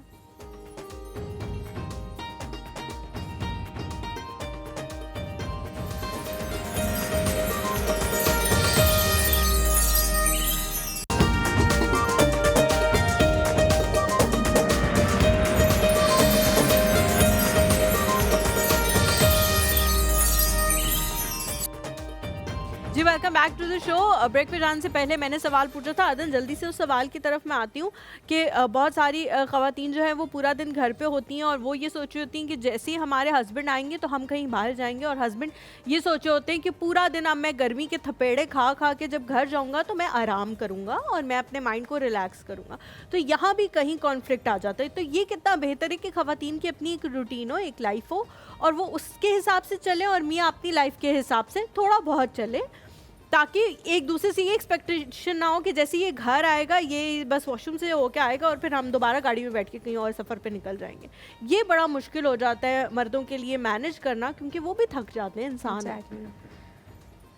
बहुत इम्पॉर्टेंट है कि माइंड आपका जो है ना पॉजिटिवली ऑक्यूपाई है। जब आप पूरा दिन, फॉर एग्जांपल पूरा दिन आप बात करिए किसी से भी, किसी के भी बारे में, और मैं सबको कहती हूँ कि अपने अल्फाजों पे गौर करें।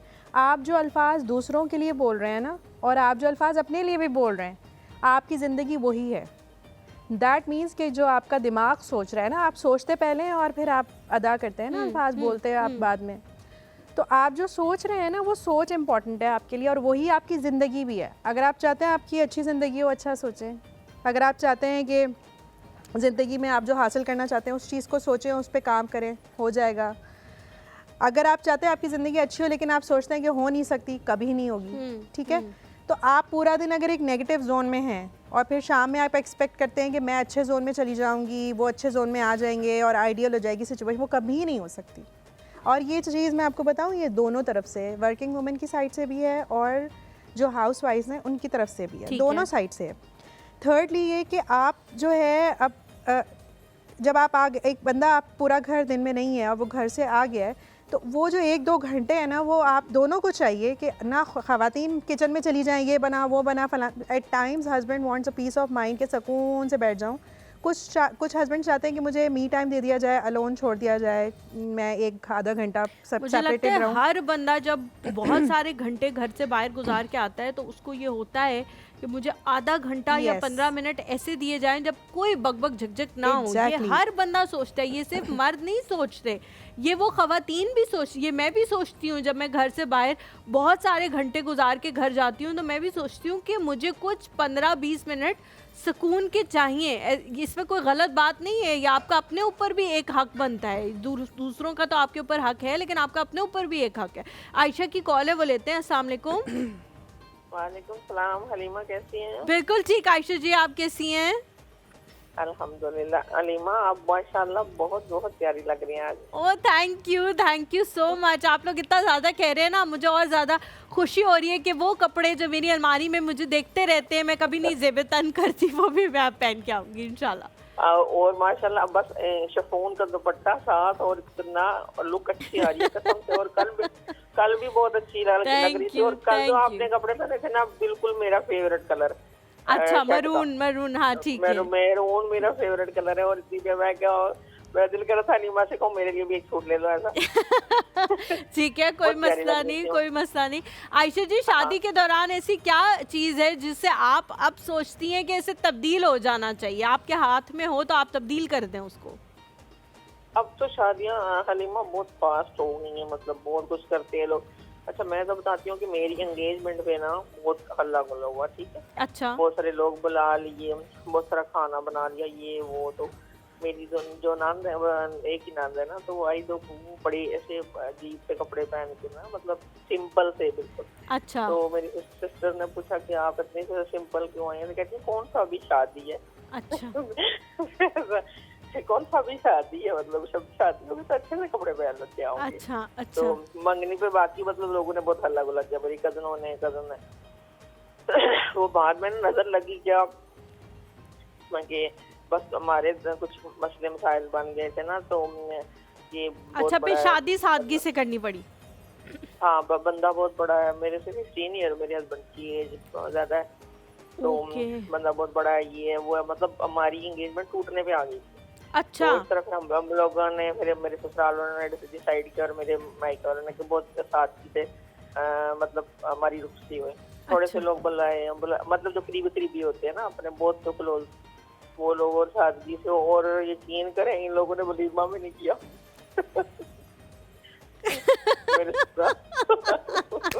अदन ने ना मुझे ऐसे देखा है चौंक के कि वलीमा नहीं किया। ओहो। अच्छा, तो वो भी पता नहीं वही पड़ा हुआ है और उसी वजह से टेंशन हो रही है। अच्छा मुझे हलीमा बताएं कि मायूं भाई कैसे हैं? ठीक है, अल्हम्दुलिल्लाह, अल्लाह का शुक्र है, वो ठीक है। बस थोड़ा सा रेस्ट करें, क्योंकि इंसान कभी कभी अपनी बॉडी को इतना ज़्यादा एग्जॉस्ट कर लेता है कि वो इस तरह से रिएक्ट करती है, तो वो थोड़ा आराम करें इंशाल्लाह। आप लोग की दुआओं से बिल्कुल ठीक है। उनका मैं बहुत दुआ कर रही थी, कल से भी रात को मैं खुद भी हॉस्पिटल गई थी और ढेर सारी मोटी मोटी गोलियां लेकर आई हूँ अपने लिए।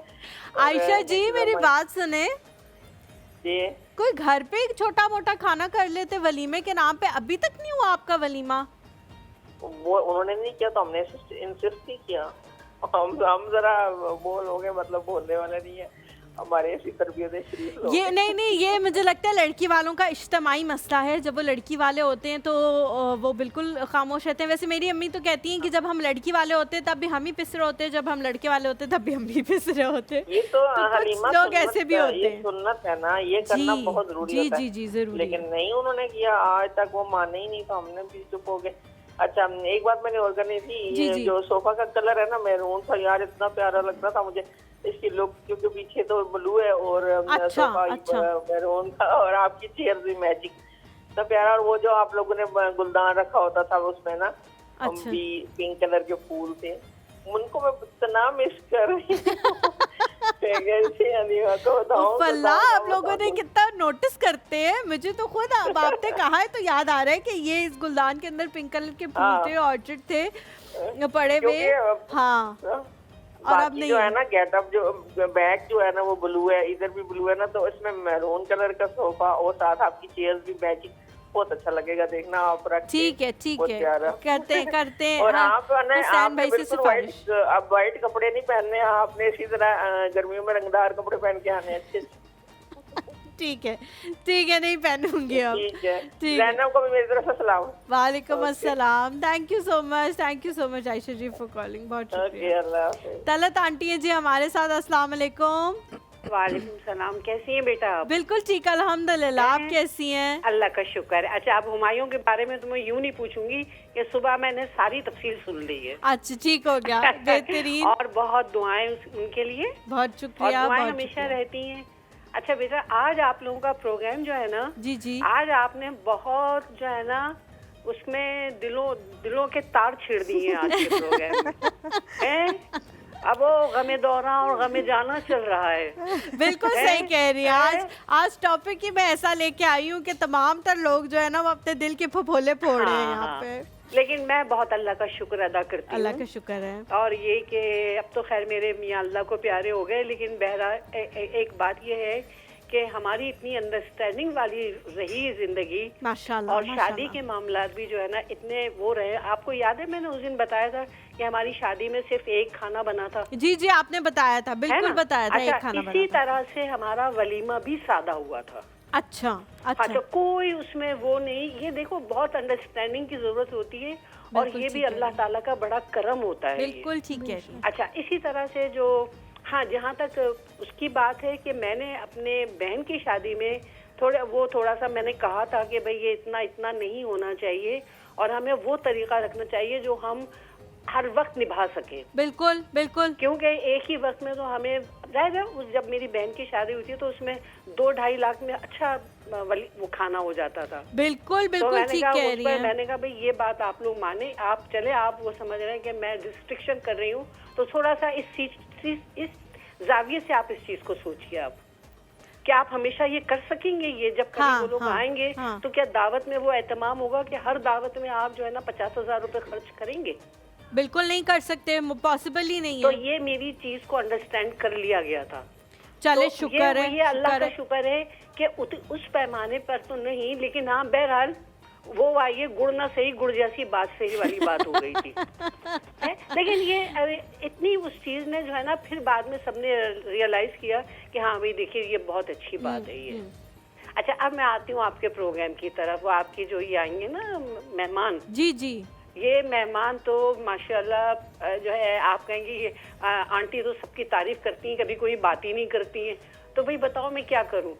और इस वक्त जो है नहीं, आपका जो कम्युनिकेशन जो है ना हलीमा, तुम्हारी जो कम्युनिकेशन है ना, वो इतने नए नए सवालात को जन्म दे रही है कि वो जो आपके जो कॉलर्स है ना, वो उस मौजू पे बात कर रहे हैं। बिल्कुल ठीक कह रही हैं। तो ये बात होनी चाहिए, और इतनी यंग एज में ये इतना ऐसा बर्निंग टॉपिक आप आज लेकर आई हो कि वाकई जो ज्यादा जो उम्र वाले होते हैं ना, वो लोग जो सीनियर्स लोग हैं ना, वो लोग इस मौजू पे बात करते हैं। हाँ जी, और सोचते हैं तो- इस तरह से। नहीं, बिल्कुल ये आपकी इदारे की बड़ी कामयाबी है ये, बहुत कि शुक्रिया। आप हंसते खेलते आप सारी बातें कर जाएं, और थोड़ा सा दिमाग को आप झंझोड़ के रख दें।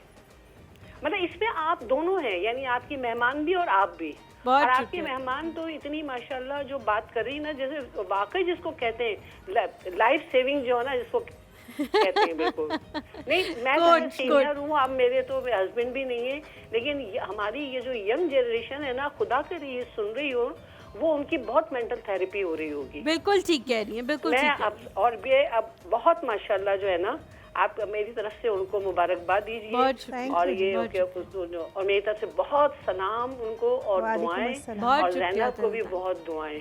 बहुत और शुक्रिया मैं तलत। आपके लिए कामयाबी की दुआगू हूँ, कामयाबी के लिए। आमीन, अल्लाह आमीन, ताला, और आमीन। सारी बात ये कि और मेरी सेहत के लिए भी दुआ करें। जरूर जरूर इंशाल्लाह, आप है? हमारी दुआओं में हैं। बहुत है? शुक्रिया, है। बहुत शुक्रिया तलत आंटी कॉल करने के लिए, और इतनी हमें प्रेज करने के लिए। आपकी जो तारीफ़ें हैं ये हमारा दिन बना देती हैं, दिल बड़ा कर देती हैं। बहुत शुक्रिया, बहुत शुक्रिया। एसएन की कॉल आई थी अदन, जिसमें उन्होंने पूछा था कि इंसान कभी कभी अपने आप को बड़ा मनाता है किसी चीज़ के लिए, बड़ी कोशिश करता है कि अब मैं ये नहीं करूँगा, इस तरह से नहीं करूँगा, लेकिन अगले बंदे की तरफ से कोई ना कोई ऐसी चीज़ आ जाती है, कोई ना कोई ऐसी बात आ जाती है, तो उसको किस तरह से टैकल किया जा सकता है? उसमें फिर इंसान क्या करे कि अपनी तो वो 100% एफर्ट पुट कर रहा है, लेकिन आगे से कोई ऐसा रिमार्क आ जाता है, आगे से कोई ऐसी बात आ जाती है, कोई ऐसे जेस्चर आ जाता है कि आपके सारे किए कराए पे पानी फिर जाता है। अच्छा, इसमें आप दो चीज़ें हैं ना कि एक ये है कि जो सामने वाला बंदा है वो आपके लिए कितना इम्पोर्टेंट है, कि वो जो कह रहा है उसका इम्पैक्ट आपके ऊपर कितना स्ट्रॉन्ग पड़ रहा है, एक बात। दूसरी बात ये कि अगर उसको आप उस बंदे को, अगर वो बहुत क्लोज़ रिलेशन में, यूजुअली ये सारी चीज़ें जो है ना क्लोज़ रिलेशनशिप्स में जो है वो ज़्यादा फेस करनी पड़ती हैं। कोई बंदा अगर क्लोज़ रिलेशनशिप में रहते हुए साथ भी रहना है और ये इश्यूज़ भी फेस करते रहना है, इस सिचुएशन में जो है ना हर इंसान के पास इख्तियार है, हर इंसान का कंट्रोल उसके अपने हाथ में। आप जब अपना कंट्रोल किसी दूसरे के हाथ में दे देते ना, सारी ख़राबी वहीं पर है कि आप उसके अल्फाज आपको उसी वक्त तकलीफ़ देंगे जब आपने उसके हाथ में कंट्रोल दिया होगा। हर चीज़ के लिए, हर चीज़ का ना एक वक्त होता है, एक मौजू होता है, एक माहौल होता है बात करने का। जब मैं अपने क्लाइंट्स को ये कहती हूँ कि जब कोई इस तरह की सिचुएशन हो ना जहाँ आपको लगे कि बात ख़राब होगी ज़्यादा, उस सिचुएशन में 2-3 काम करने चाहिए। या तो आप अपनी जगह चेंज कर लें, आप जिस कमरे में, आप नेक्स्ट कमरे में चले जाएं, या सबसे इम्पॉर्टेंट हमारे यहाँ कहा जाता है, एवरीबडी सेड दैट, कि आप पानी पी लें। पानी इज़ सच अ मैजिक। पानी आपका मूड, आपका मैजिक ध्यान, टॉनिक है। हाँ। आपका लाइफ, मतलब पानी से भी थेरेपीज़ होती हैं। पानी is such an amazing thing. मतलब वो एक अलग, इतनी लंबा एक टॉपिक है कि मैं 1 मिनट में भी बात, क्या घंटों भी बात कर सकती हूँ उसके ऊपर। ठीक हो क्या? तो आप अपनी ऐसे ना अपनी जगह चेंज कर लें, बाहर चले जाएं, या वो फिर जब एक बंदा दोनों तरफ, जब लोग एक नॉर्मल सिचुएशन में एक ज़रा कामनेस के साथ, एक काम माइंड के साथ आते हैं, बैठते हैं, और फिर ये बात की जाए कि यार देखो थोड़ी देर पहले तुमने ये जो बात की थी, ये बात मुझे अच्छी नहीं लगी, इसका मतलब है मैं ऐसा हूँ, इसका मतलब है मैं ये नहीं करता, या तुम मुझे समझाने की कोशिश करो तो मैं ऐसी क्या बात बुरी ले। वो जब 2 वे कम्युनिकेशन स्टार्ट होती है ना, दैट इज़ अ पॉइंट जहाँ पे चीज़ें रिजॉल्व होना शुरू होती हैं। लेकिन अदन, बहुत सारे लोग ऐसे भी होते हैं आपकी ज़िंदगी में जिनसे 2 वे कम्युनिकेशन नहीं की जा सकती। आपका रिश्ता ऐसा होता है, आपके नज़ाकत ऐसी होती है, कल्चर ऐसा है कि फिर लोग कहेंगे कि ये तो जी मुंह पे चढ़ के हर बात करना शुरू कर देती है। जैसे कॉलर ने भी कहा कि जी मेरी नन ने इस तरह से बात बोल दी। अब उनके साथ आप जाके उनको कन्फ्रंट नहीं कर सकते, क्योंकि वो तो एक बात का एक बतंगड़, और फिर उससे भी बहुत ज़्यादा बड़ी चीज़ बन जाएगी। ठीक है, अब इस तरह के जो लोग हैं जिनके साथ आपसे निभाह हो रहा है, बिकॉज उनकी आदतें ऐसी हैं कि आप नहीं कर पा रहे हो, और ना रिलेशनशिप ऐसा है कि आप उनको छोड़ पा रहे हो, क्योंकि आपकी फैमिली, आपके हस्बैंड की फैमिली का उनका इतना क्लोज रिलेशन है कि आप उनको नहीं छोड़ पा रहे। उसमें आपको क्या करना चाहिए? आप अपनी मेंटल हेल्थ को कैसे बेहतर कर सकते हैं? क्योंकि एक बंदा एक जुमला बोल के चला गया और आपके तो यार डिस्ट्रक्शन हो गई ना। यही मैं कह रही हूँ, कंट्रोल। आपको अपना कंट्रोल किसी और के हाथ में नहीं, रिमोट कंट्रोल समझ ले, मैं एक तरह से कह रही हूँ। ठीक है। जब एक बंदे को पता होता है ना कि मैं इसको पिंच करके चली जाऊंगी या चला जाऊंगा और बस इसका पूरा दिन ख़राब और मेरा पूरा दिन अच्छा, मतलब कुछ लोग होते हैं ना हसद में या व्हाट्सोएवर इज़ द रीज़न, तो लोग क्या करते हैं कि आपको पिंच कह रहे होते हैं ना, और आप पिंच हो भी जाते हैं। आप क्यों पिंच होते हैं? आप अगर अच्छे हैं और आपको पता है ये काम मैंने नहीं किया, मैं ऐसी नहीं हूँ, मेरे घर वाले ऐसे नहीं हैं, तो आपको चाहिए कि आप उनकी बात को अपने ऊपर सवार ना करें। आपका अपना पीस ऑफ कंट्रोल आपके अपने हाथ में होना लेकिन चाहिए। अगर कोई ऐसा बंदा उसमें इन्वॉल्व हो, जैसे उनके फादर थे और उनको बड़ी बुरी लगी ये बात, तो फिर आप चलो अपने ऊपर तो आप बर्दाश्त कर लोगे कि जी मैंने इस बंदे की बात को अहमियत नहीं देनी, लेकिन उस बंदे के को तो आप ये नहीं कह सकते कि आप इस बंदे की बात को अहमियत ना दें। हाँ, लेकिन आप अगेन आपको ये पता है कि जिस बंदे के बारे में जो भी बात कही गई है या जो बंदा बोल रहा है वो एप्लीकेबल ही नहीं है। फॉर एग्जांपल, ठीक है, एक चीज़ हो ही नहीं सकती है, हम कहते हैं ना यार ये काम नहीं हो सकता, इट्स इम्पॉसिबल। तो जब समथिंग इज़ इम्पॉसिबल तो आप सामने वाले बंदे को जो है ना, जब आप उससे बहस नहीं, उसको ठीक नहीं कर सकते, इंपॉर्टेंट बात ये है, उसको करेक्ट नहीं कर सकते, तो आप क्या करते हैं कि आप उससे ना डिटैचमेंट कर लेते हैं मेंटली। अगर आप फिजिकली नहीं कर सकते तो मेंटली। और मैंने लोगों को ऐसे करता देखा है, लोग एक साथ एक घर में रह रहे हैं लेकिन उनका ज़हनी तौर पे दूर कर लिया, बिल्कुल उन्होंने दूर कर लिया। वो ऐसे काम कर रहे होते पूरा दिन, घर में सामने बंदा मौजूद है लेकिन उनके लिए वो बंदा नहीं है उस घर में मौजूद, एग्जिस्ट नहीं करता। जबरदस्त, और ऐसा होता है। ये आपने बहुत अच्छी बात कही है कि आपको अपने मेंटल हेल्थ के लिए उस बंदे को कभी कभी ओवरलुक करना पड़ता है, और ये फिर ये होता है, ये हम सबके कल्चर्स में, हमारे जो घर हैं उनमें ये चीज़ होती है कि फिर आपको उस बंदे से अपने आप को साइड पर करना पड़ता है। थैंक यू सो मच अदन फॉर कमिंग, बहुत अच्छा लगा मुझे आपसे बात करके। और रिलेशनशिप्स और ये सारी चीज़ें जो हैं, ये ऐसे टॉपिक्स हैं जो हम सबसे बहुत ज़्यादा करीब हैं, क्योंकि हम सब कहीं ना कहीं इन चीज़ों का शिकार होते रहते हैं। यहाँ पे एक छोटा सा ब्रेक लेते हैं, ब्रेक के बाद जब वापस आएंगे हमारे साथ मौजूद होंगे हमारे नए मेहमान। आप लोगों ने कहीं जाना हमारे साथ जाना।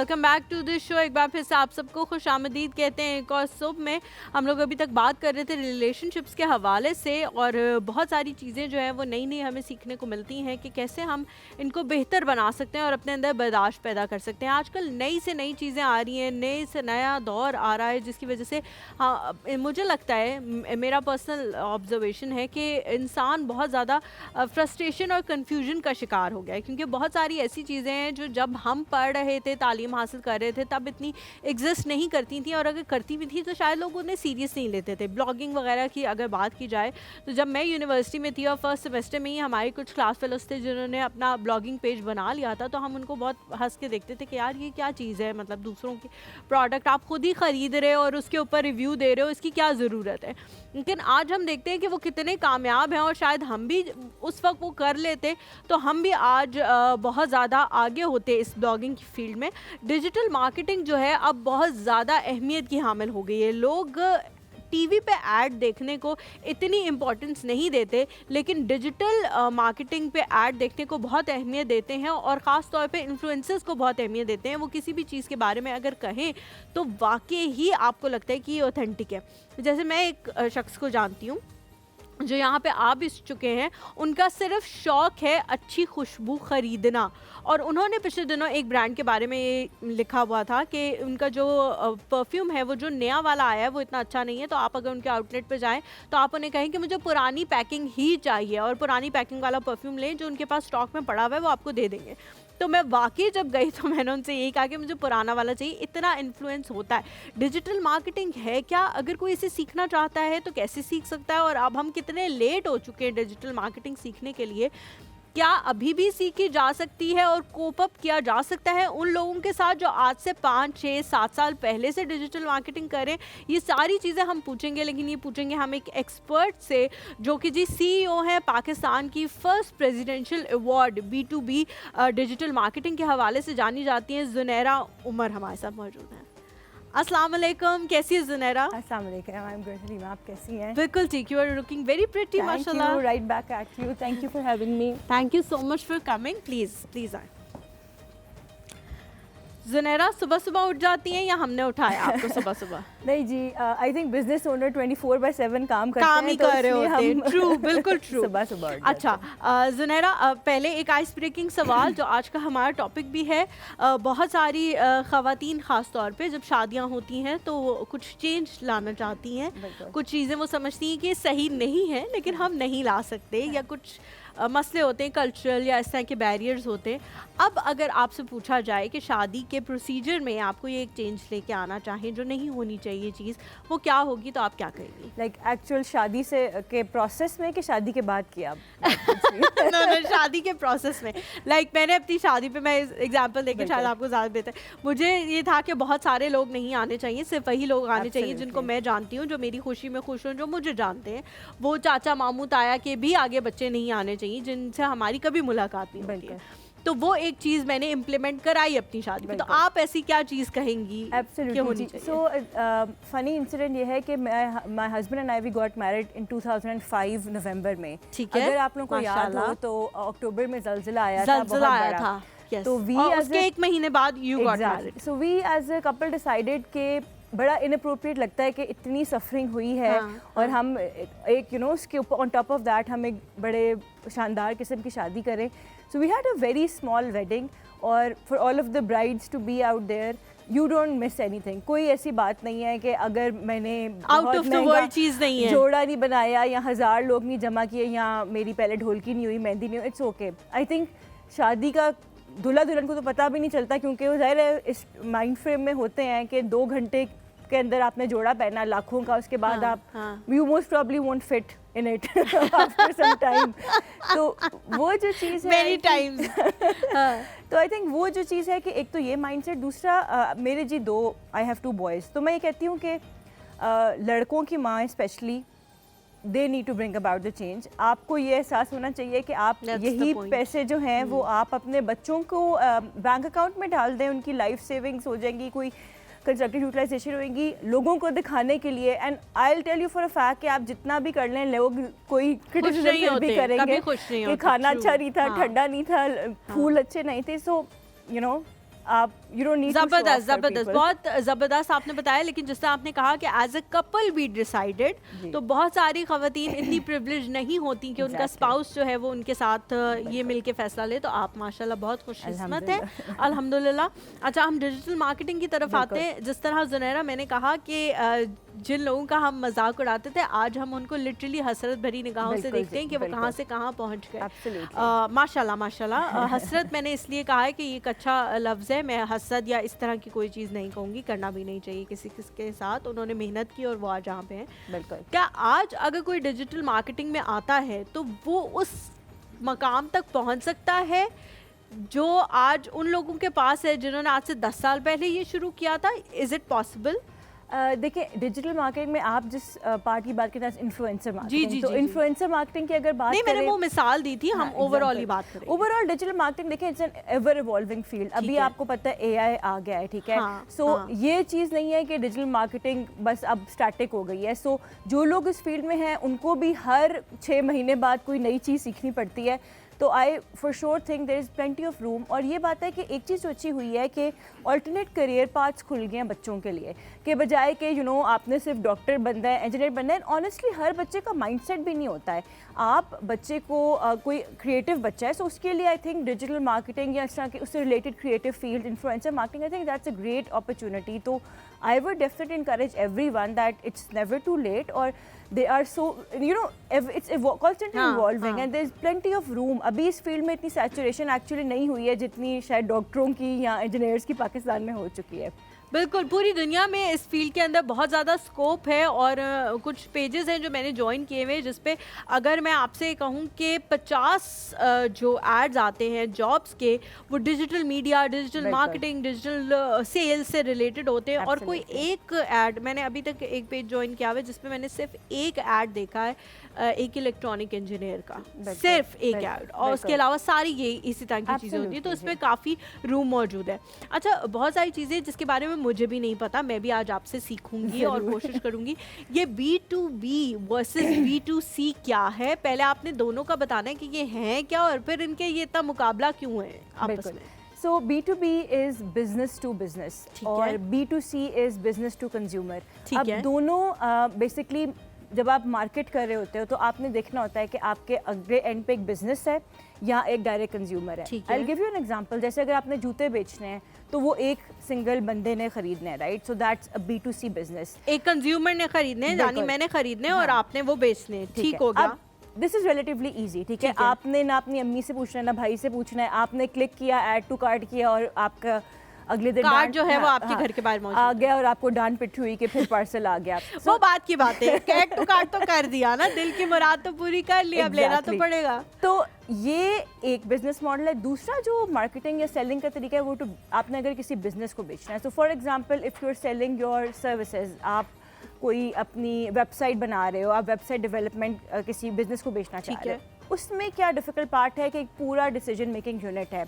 आपने CEO को भी कन्विंस करना है, आपने अपने चीफ फाइनेंशियल ऑफिसर को भी कन्विंस करना है। तो इन दोनों मार्केटिंग में इस लिहाज से बहुत डिफरेंस है कि B2B is very complex because it's not as simple as कि एक वेबसाइट पे नजर है उसने ऐड टू कार्ट किया। तो उसका जो मार्केटिंग का तरीका है, उसका जो एक पूरा वो बिल्कुल डिफरेंट है और B2, ठीक है। और मैं ये आपसे पूछूंगी कि अगर कोई सीखना चाहता है तो वो B2B किस तरह सीख सकता है और B2C किस तरह सीख सकता है? ये दोनों चीज़ें हम पूछेंगे। आप लोगों ने कहीं नहीं जाना, हमारे साथ है ना, एक छोटे से ब्रेक लें।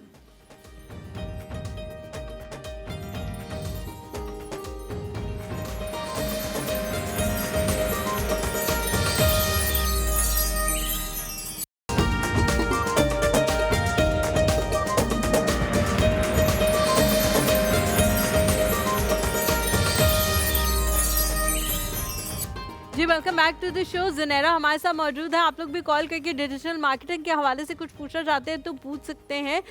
ज़ुनैरा, ट्रेंड्स बहुत ज़्यादा चेंज हो रहे हैं, जैसे आप कह रहे हो कि डिजिटल मार्केटिंग भी स्टैटिक नहीं है, ऐसे ऐसे बदल रही है। सुबह कुछ और है, शाम को कुछ और है। इसके अंदर आप कोप अप कैसे कर सकते हो? जो सीख चुके हैं वो भी क्या दोबारा से सीख रहे हैं, और जिन्होंने नहीं सीखा वो B2B कैसे सीख सकते हैं? क्योंकि आपने कहा थोड़ा कॉम्प्लेक्स भी है ये। सो आई थिंक हम इसमें व्हाट वी डू इज़ कि हम एक लर्निंग ऑर्गेनाइजेशन, अपनी हर ऑर्गेनाइजेशन को लर्निंग ऑर्गेनाइजेशन बनने की ज़रूरत है। जिस तरह हम लोग इंटरनली लर्निंग सेशंस अरेंज कराते हैं, क्रॉस फंक्शनल ट्रेनिंग्स कराते हैं. जैसे अगर if you are a graphic designer doesn't necessarily mean that you should know how to do SEO, right? ठीक हो गया. Because इससे बेस्ट क्या होएगा कि आपका जो एक्सपर्टीज़ है और स्किल सेट है वो बढ़ेगा.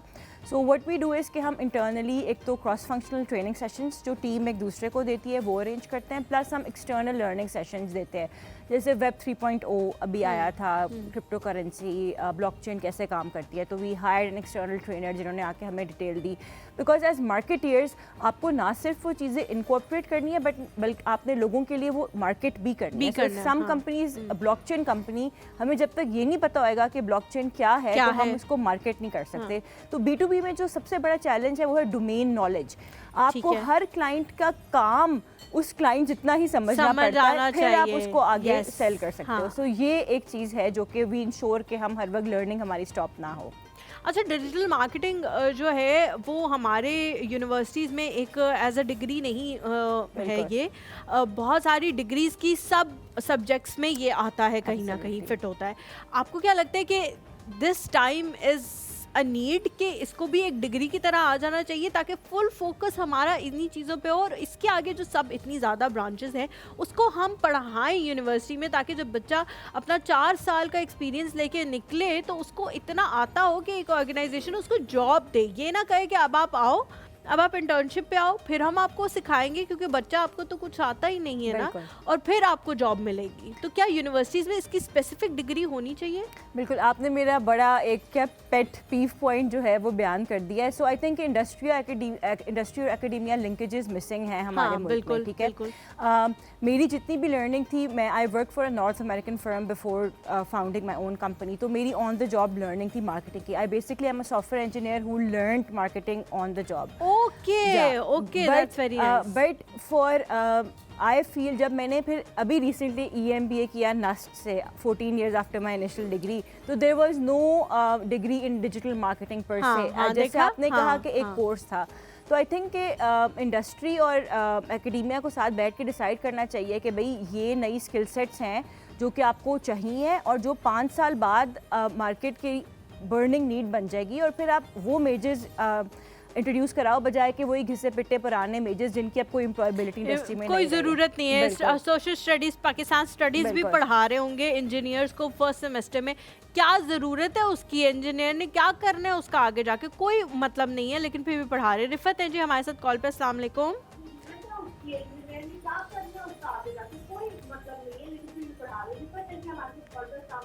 वालेकुम अस्सलाम. कैसी हैं आप? टीवी का वॉल्यूम प्लीज़ बंद कर दें. अच्छा जी, मैं ठीक हूँ जी. मेरा जुनैरा जी मैंने आहिस्ता कर दिया. मेरा जुनैरा उमर से क्वेश्चन है, क्या एक कॉमन इंसान ऑनलाइन डिजिटल मार्केटिंग सीख सकता है? क्या एक कॉमन इंसान ऑनलाइन डिजिटल मार्केटिंग सीख सकता है? किस किस्म की पूछ रही है जुनैरा? आप कोई सवाल पूछना चाहें तो आप पूछ सकते हो. नहीं, आई थिंक मेनली आप ये पूछना चाह रही हैं कि उनकी कोई बैकग्राउंड है, मतलब एजुकेटेड हैं, उनके हिसाब से पूछ रहे हैं कि मतलब पढ़े लिखे इंसान या डिप्लोमा वगैरह करना चाहते हैं? नहीं, पढ़े लिखे खाली BSc हो, लेकिन वो डिजिटल मार्केटिंग में आना चाहते हैं ऑनलाइन. ठीक है, सीख सकते हैं. ठीक है जुनैरा, इसका जवाब ज़रूर देंगी. थैंक यू जी, thank you so much for calling. हमारे साथ नादिया. अस्सलाम वालेकुम. वालेकुम सलाम. सुबह बखैर. Good morning. सुबह बखैर. कैसी हो नादिया? अल्लाह का शुक्र. जुमातुल मुबारक. जुमा आपको भी बहुत बहुत मुबारक हो. नाश्ता कर लिया नादिया? नाश्ता अभी किया है. अच्छा, अभी कर लिया. माशाल्लाह इतनी प्यारी लग रही है मुस्कान आपकी. अभी लाइट चली गई है. ओहो, बस मैं जो हूँ, रोशनी की क्या जरूरत है तुम्हें? मैं जो हूँ प्रोवाइड कर. बिल्कुल ऐसी बात है. नादिया, मुझे बताओ, शादी के अंदर ऐसी क्या चीज है जो बदलना चाहोगी अगर तुमसे कोई मशवरा करे तो? मैं कहती सादगी से होना चाहिए. बात सादगी से होनी चाहिए. ठीक है, चल रही है. तो लड़के वालों को कैसे समझाओगी? तुम तो कह दोगी सादगी से कर लें, लड़के वालों को कैसे समझाओगी? वो उनका तो भाई की अभी शादी हुई है. हाँ, था ना. हाँ बता दो. वो कहता था 10 आदमी होते फिर भी 300 आदमी हो गए थे. तो क्यों नहीं की सादगी से करते ना? लड़की वालों को भी कहते सादगी से करें, क्यों नहीं की? उनकी भी पहली थी ना शादी, दूसरी थी मसलन के उनकी जो बहन थी ना, जब कोरोना था ना, वो कह रहा था हमने किसी को नहीं था बुलाया. अच्छा अब हमारी दूसरी बेटी का तो हमें अच्छा फंक्शन करना है, इस वजह से। और तुम लोगों ने कितने लोगों को बुलाया था खैर से, खैरी सलाह? ये तो कह रही हूँ 200 हमारी तरफ से, 100 उनकी तरफ से, 300 हो गया आदमी कि नहीं? हाँ 300 ज्यादा है वैसे, आधे होने चाहिए इससे। अच्छा मेरी बात सुने, सुनाओ।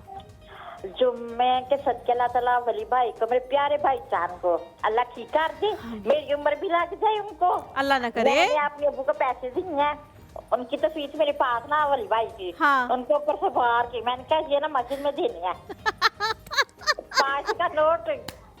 देख ले मैं पैसा खर्च नहीं करती, मगर किन के ऊपर किए हैं? भाई के ऊपर, जिन्होंने कभी मुझे दिया ही नहीं है पैसा।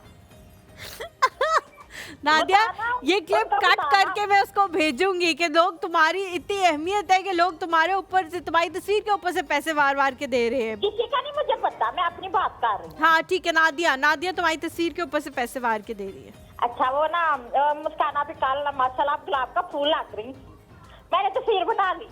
Thank you so much. आज मैं कैसी लग रही हूँ? मैंने ज़ैनब के कहने पे कपड़े पहने। दुपट्टा बड़ा प्यारा लग रहा है, आप हर कलर सूट करते हैं आप पे। Thank you Nadia, thank you so much. माशाल्लाह, अल्लाह ताला ठीक ठाक रखे, सलामत रखे आपको। आमीन आमीन। तो होशियार दिखाए तो मेरा सलाम कहना उनको, वली भाई को। जरूर जरूर सलाम कहूंगी Nadia. Thank you so much for calling. Warda है जी लाहौर से, अस्सलाम वालेकुम।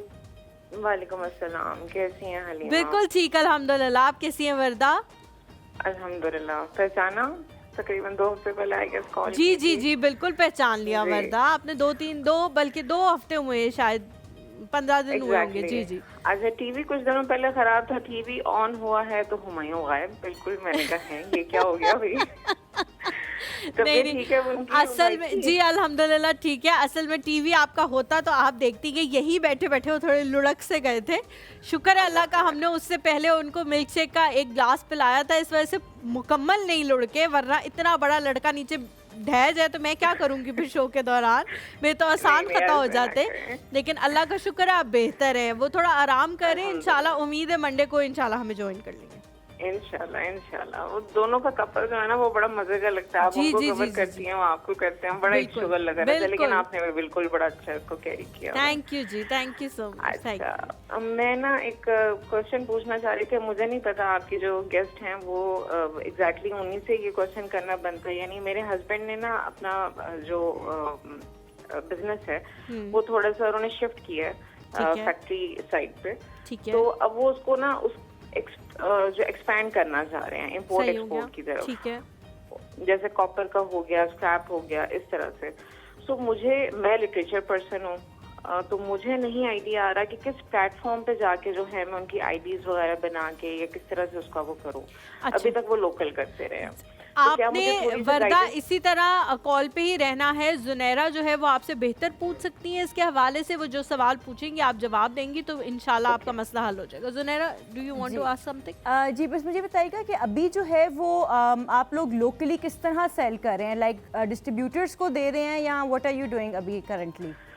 जैसे सेंटर पर्सन होते हैं ना वो, अच्छा, आपने उनको कोई चीज बनाने को कही है, वो उतनी अमाउंट जो है वो कॉल के ऊपर ही उनकी डिसाइड हो गई आपके साथ कि इतने दिन में जो है वो पेमेंट हो जाएगी और इतने दिन में आपको माल जो है वो डिलीवर हो जाएगा।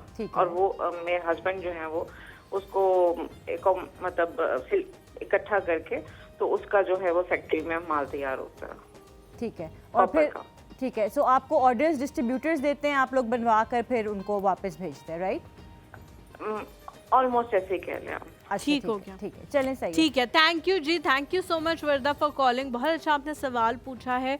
2 सवाल आ गए। एक तो उन्होंने कहा था कि जी बीएससी किया हुआ है वो डिजिटल मार्केटिंग क्या सीख सकते हैं, तो इज़ इट पॉसिबल कि कोई डिप्लोमा हो जाए या कोई ऑनलाइन कोर्स हो जाए जिससे वो सीख सके? बिल्कुल जी, आजकल तो भरे पड़े हैं ट्रेनिंग्स ऑनलाइन, लोकल भी लोग करा रहे हैं, इंटरनेशनल भी करा रहे हैं। इंटरनेशनल पे कोर्सेरा है, यूडेमी है, इनके ऊपर कोर्सेज पड़े हुए हैं। उसके अलावा यूट्यूब के ऊपर फ्री ऑफ कॉस्ट भी आप बहुत सारे लोग कोर्सेज दे रहे हैं। सो आई एम 100% श्योर कि आप कर सकते हैं। सिर्फ इसका एक कैच ये है कि you have to be tech savvy, like आपके पास एक लैपटॉप, एक पीसी और उसको यूज़ करने की कैपेबिलिटीज़ इनिशियल ये रिक्वायरमेंट है। अगर आप ये कर सकते हो तो then you know you can easily learn. Okay, done हो गया। और वर्दा का जो सवाल है कि वो एक्सपैंड करना चाह रहे हैं अपने बिजनेस को इंपोर्ट एक्सपोर्ट के हवाले से, तो किस तरह से वो उसको एक्सपैंड कर सकती हैं और कौन कौन से मीडियम्स और कौन कौन से प्लेटफॉर्म्स प्लेटफॉर्म्स जो है वो उनको इस्तेमाल करने चाहिए इसके लिए?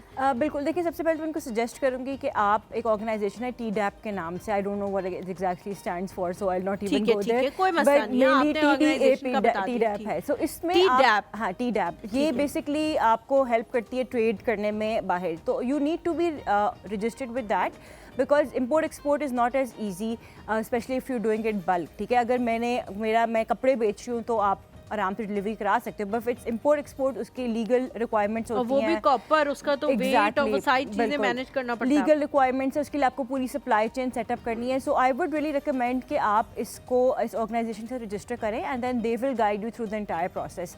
जहाँ तक बात आती है मार्केटिंग की, अगेन ये B2B है, आपने वहाँ पे डिस्ट्रीब्यूटर्स ढूंढने हैं, ठीक है। तो ये जो लिंकेजेस हैं ये आपको एक ऑर्गेनाइजेशन ही यहाँ से बनाकर दे सकती है। Yes, what you can do is कि आप ब्रांड अवेयरनेस क्रिएट कर सकते हैं कि आप अपने प्रोडक्ट के बारे में, अपनी मैन्युफैक्चरिंग डिटेल्स के बारे में, जो आपका USP है, for example unique selling proposition, how are you different from the other copper importers, is it the price point, is it the quality that you are giving, क्या डिफरेंस है, उसको आप सोशल मीडिया पे brand awareness, brand credibility के लिए डाल सकते हैं, ताकि whenever somebody is looking you up, जैसे अगर किसी डिस्ट्रीब्यूटर से USA में या जहाँ भी इंपोर्ट करना एक्सपोर्ट करना चाह रहे हैं बात हो, तो वो आपको लुकअप करेगा, तो आपके वेबसाइट पे, आपके सोशल मीडिया चैनल्स पे इंफॉर्मेशन होनी चाहिए। फिर लिंक्डइन, जैसा मैं आपको ये बताऊं कि मेरी भी क्योंकि B2B है, we sell our services to other businesses, तो जब भी हमारी किसी से बात होती है तो वो हमें लिंक्डइन पे देखते हैं, आपको नोटिफिकेशन आ जाती है कि XYZ, तो आपकी जो प्रोफाइल्स है ना वो आपकी कंपनी की प्रोफाइल के अलावा आपका CEO कौन है, आपके COO कौन है, आपके टीम मेंबर्स कौन है। क्रेडिबल प्लेटफॉर्म भी बड़ा मैटर करता है। लिंक्डइन एक ऐसा प्लेटफॉर्म है जिसको आप बड़ा क्रेडिबल समझते हो एज कम्पेयर टू फेसबुक या समथिंग, यहाँ पे आपको लगता है कि फॉल्स इन्फॉर्मेशन भी हो सकती है, लेकिन लिंक्डइन पे आप समझते हो कि नहीं, यहाँ पे ये इस बंदे ने लिखा हुआ है, सही सच्चा लिखा हुआ होगा। तो कॉलर लेते हैं जी, सिमाब है हमारे साथ। अस्सलाम वालेकुम। वालेकुम अस्सलाम। कैसी है सिमाब? जुमा मुबारक आपको भी। जी आपको भी जुमा मुबारक। और ज़ैनब और Halima, you both are looking like a wow. Thank you so much. और हलीमा ने जितना दिलकश लिबास बेतन किया है, क्रेडिट गोज टू ज़ैनब। बिल्कुल ज़ैनब को जाता है, लिटरली ज़ैनब ने मुझे कहा कि आप इस तरह के कपड़े नहीं पहनती, मैंने कहा मेरे पास हैं, लेकिन मुझे लगता है कि शायद टीवी पे वो अच्छे ना लगे, वो लगे कि बहुत ही घरेलू किस्म का लिबास पहना हुआ है। तो ज़ैनब ने कहा कि नहीं, आप पहन के आया करो। मैं पहन के पहले मुझे लगता था सही लगेगा कि, लेकिन लोग कहते हैं कि अच्छा लग रहा है, तो मुझे भी बड़ा, तो अब मुझे आप लोगों ने इतनी हिम्मत दी है, एक तो ज़ैनब ने, और दूसरा अब आप लोगों ने, कि अब मैं इंशाल्लाह जरूर पहनूं। मुझे बहुत खुशी हुई है कि मैंने बहुत अच्छा मशवरा दिया आपको। जितनी गर्मी पड़ रही है ना, आपको देख के उतना ही ठंडक का एहसास हो रहा है।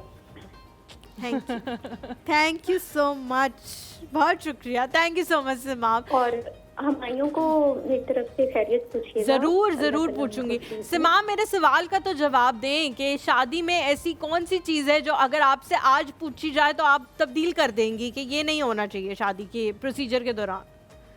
मुझे ना पता नहीं कहना चाहिए या नहीं, जो मैंने शुरू में, अभी तो तकरीबन पौन घंटा हो गया लाइट नहीं है।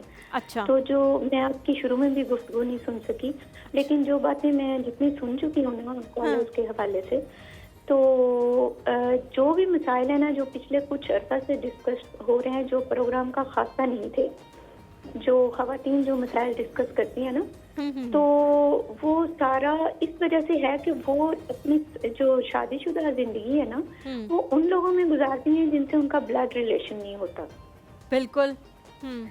तो हमें कुछ ये भी समझना चाहिए कि एक तो वो सुन के ना, हम जब मैंने यूं ही कहूँगी कि मैंने जब ज्वाइन किया आप लोगों को, तो अब काफ़ी अर्सा हो चला है। बिल्कुल, तो काफ़ी टाइम हो ये गया। प्रोग्राम का फायदा नहीं था, हम बड़ा इन मसाइल से हट के प्रोग्राम देखा करते थे कि जो हम ड्रामों में देख रहे हैं और वही हकीकी लाइफ में हम देख रहे हैं, जो प्रॉब्लम्स हम फेस कर रहे हैं। तो वो जो 2 घंटे थे ना, वो जरा इससे हट के हम गुजारते थे तो बड़ा अच्छा एहसास होता था।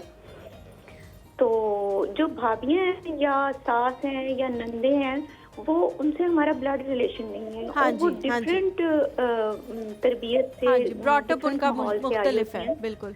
तो बस यही है ये तो नब्बी सुन्नत भी है, लेकिन बस मसाइल यहाँ से ही शुरू होते हैं कि बस यही मुश्किल होती है ख़वातीन को कि जब वो अपने घर से फेडअप होके पीछे मैके को देखती है ना, तो फिर भाभीयों के रवैये से अगर वालिदैन दोनों हयात हैं या उनमें से कोई एक हयात है तो वो जाना भी चाहती हैं तो 1000 बार सोचती हैं, तो फिर एक बार जा पाती हैं। सही बात है, सही बात है, बिल्कुल ठीक कह रही हैं, बिल्कुल ठीक कह रही हैं सिमाब।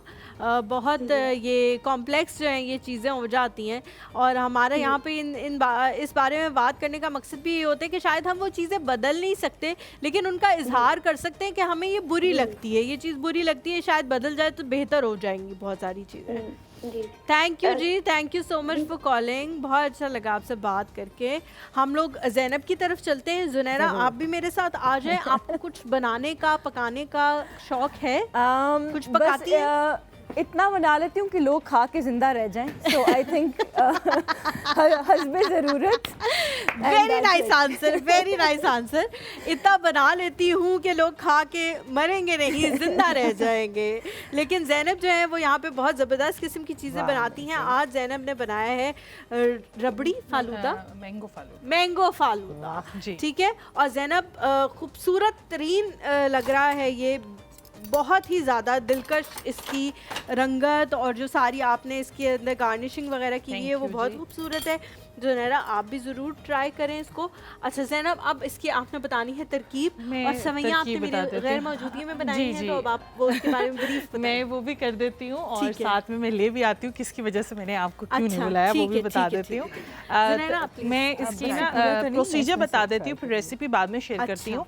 यहाँ पे ये चीज़ थी कि जो फालूदे की सेवियाँ बनती हैं वो उसके अंदर पानी जाता है। आप आधा कप पानी ले लें, और कॉर्नफ्लावर है और चीनी है, ठीक है। चीनी 2 चम्मच, ज़्यादा चम्मच इसमें जो है वो नहीं जाएंगी। अच्छा, अब इस तरह से है कि उसको जैसे ही आप चूल्हे पे पकाएंगे कॉर्नफ्लावर को, तो वो बहुत ज़्यादा जल्दी जो है घुलने, मतलब सख्त होने लग जाएगी। तो आपने बहुत तेज़ चमचा मारना है, और अच्छा ये है कि नॉन स्टिक पैन में आप करें तो बहुत अच्छा हो जाएगा। और आपने ये क्या करना है कि आपने इस तरह की बॉटल आती है, वो सारा मिक्सचर वो बहुत ज़्यादा गम टाइप बन जाएगा, वो चिकना सा होता है ना, इस तरह से आपने इसके अंदर डाल देना है, ठीक है। मैंने पाइपिंग बैग में डाला था, मैंने इसीलिए आपको नहीं बुलाया था कि वो बहुत ज़्यादा उस वक्त गर्म होता है। इसके अंदर केचप थी, और मैं इतनी जल्दी वो कर नहीं सकती थी, आपके पास, तो आपने उसके अंदर डाल के आपने प्रेस करना है, और आपने क्या करना है कि ये बर्फ़ आपने ठंडे पानी में डाल के उसके ऊपर से, आप देखें ये शेप भी बनी हुई है बीच में कि मैं इसमें निकालती रही हूँ, और वो सेवियाँ जो है वो खुद ब खुद सॉफ्ट होती जाएंगी और वो बनती जाएंगी। इस तरह से वो मिक्सचर जो है वो सवैयों की शक्ल इख्तियार कर लेगा जब करना है वो पूरा। हाँ, आपने सेवियों की शक्ल देनी है, और आपने उसको जो है वो कर लेना है, और मोटा पतला आप अपने हिसाब से सेवियों को शेप दे सकते हैं। और बाकी यही है कि मैं अब रेसिपी शेयर कर देती हूँ, फिर मैं बाकी प्रोसीजर बता देती हूँ कि मैंने जो मैंगो मिल्क बनाया वो कैसे बनाया। जो मेन इसका जो इंग्रेडिएंट है वो मैंगो मिल्क है, ठीक है। मैंगो मिल्क के जो अज्जा हैं उसके लिए आम मैंने आधा किलो ले लिए थे। आप अगर ज़्यादा क्वांटिटी में भी करना चाहें तो आप कर सकते हैं, और आपने उसको ये करना है कि हाफ आपने रख लेना है कप्स में ऐड करने के लिए मैंगो को, और हाफ आपने जो है प्यूरी बना लेनी है, थोड़े से दूध में ब्लेंडर में ब्लेंड कर लेनी है, ठीक है जी। दूध यहाँ पे 2 लीटर लिया है जिसको आपने चूल्हे में पकाना है। चीनी यहाँ पे 2 कप है, इलायची पाउडर 1 चाय का चम्मच है, दूध इसमें जो है 4 खाने के चम्मच है, चावल के आटे के साथ 1 खाने का जो चम्मच है उसमें मिक्स करने के लिए। पिस्ता यहाँ पे 3 चम्मच जाएंगे, पिसे हुए बादाम 3 चम्मच जाएंगे, अरके गुलाब अगर तो है ठीक है, वरना आप वनीला एसेंस भी ऐड कर सकते हैं। 1 खाने का चम्मच खोया जो है 50 ग्राम इसमें जाएगा। ये मैंगो मिल्क है जो आपने बना के रखना है। और फालूदा सेवियाँ की जो अज्जा हैं उसकी क्वांटिटी मैं शेयर करती हूँ कि उसमें मुझे पानी 1 कप मैंने यूज़ किया है, इसमें चीनी 1 खाने का चम्मच है। अगर आप मीठी सेवियाँ चाहते हैं तो आप उसकी क्वांटिटी बढ़ा सकते हैं। और कॉर्नफ्लावर मिल जाता है डब्बे वाला, आप हाफ कप उसको यूज़ करें। यही सेम क्वांटिटी करेंगे तो बहुत अच्छी अमाउंट में आपकी जो सेवियाँ वो बन जाएंगी। और आइस क्यूब और पानी जो मैंने भी काफ़ी बनाई, हाँ जी, यहाँ भी बना के 2-3 रखे हुए मैंने, ठीक है जी। और इस तरह से है कि अब मैं तरतीब बता देती हूँ कि तरतीब के लिए ये है कि पहले सबसे पहले आपने मैंगो आइसक्रीम बेस में डालनी है। मैंने मैंगो आइसक्रीम भी डाली है, कुल्फ़ा भी डाली है, आपको जो फ्लेवर चाहिए आप वो यूज़ कर लें। फिर जो है तुख्म लंगा जो मिल जाता है उसको भिगो लिया मैंने 2 टेबल स्पून को, उसको बीच में डाला है। फालूदा सेवियाँ जो बनाई हैं वो ऐड की हैं। मैंगो मिल्क जो मैंने अभी प्रोसीजर बताया है वो उसमें डाला है। लाल शरबत अगर मिल जाता है घर में अवेलेबल है वो ऐड कर लें, और जेली ऐड कर लें रेड वाली मैंगो वाली भी कर सकते हैं, ग्रीन वाली भी कर सकते हैं। बादाम पिस्ता ऊपर गार्निशिंग के लिए आप डाल लें तो आपका फालूदा इस तरह से रेडी हो जाएगा। तो ये हमारा प्रोसीजर जो है ये सारा जो है तरतीब के लिए सारी चीज़ें मैंने बता देंगे किस तरह से इनको वो करना है। सबसे मतलब वैसे ये चीज़ें हैं, आप अपना सैम्पलिंग अपने हिसाब से कर सकते हैं। मैंने बीच में तुख्म लंगर डाला, पिस्ता बादाम डाला, मैंगो मिल्क जो मैंने बनाया था उसमें ये कि आपको मैंगो का फ्लेवर बहुत ज़्यादा आएगा। अगर आपने वो मैंगो मिल्क नहीं बनाना, आपने अगर स्ट्रॉबेरी ऐड करनी है आप स्ट्रॉबेरी ऐड कर सकते हैं। अगर आपने फ्रूट नहीं डालना, आप स्किप कर दें तो वो सिर्फ मिल्क वो भी यूज़ कर सकते हैं। और एक और चीज़, यही मिल्क आप अगर कुल्फ़ी वाले सांचों में डाल दें तो कुल्फी बन जाएगी। कुल्फी बन जाएगी। आप फ्रीज कर लें तो कुल्फी बन जाएगी। तो ये जबरदस्त बना हुआ है ज़ैनब, ये बहुत ज़्यादा अच्छा है, बहुत ज़्यादा मज़े का है। मैं सोच भी नहीं सकती थी कि कभी घर में कोई बंदा इस तरह का बना सकेगा, है ना Junaira? Thank you so much Junaira, मुझे बहुत अच्छा लगा आपसे बात करके। और अल्लाह ताला आपको कामयाबी दे, आपकी फ्यूचर में आपकी कंपनी और ज़्यादा फ्लरिश करे। Thank you so much Zainab. आप लोगों से जी यहाँ पे इजाज़त लेते हैं। अब आप लोगों ने वीकेंड पे बहुत ज़्यादा ख्याल रखना है, धूप से अपने आप को, अपने बच्चों को, अपने बुजुर्गों को बचाना है। इंशाल्लाह आप लोगों से ज़िंदगी और सेहत के साथ मुलाकात होगी मंडे को। अपना बहुत ज़्यादा ख्याल रखें। अल्लाह हाफ़िज़।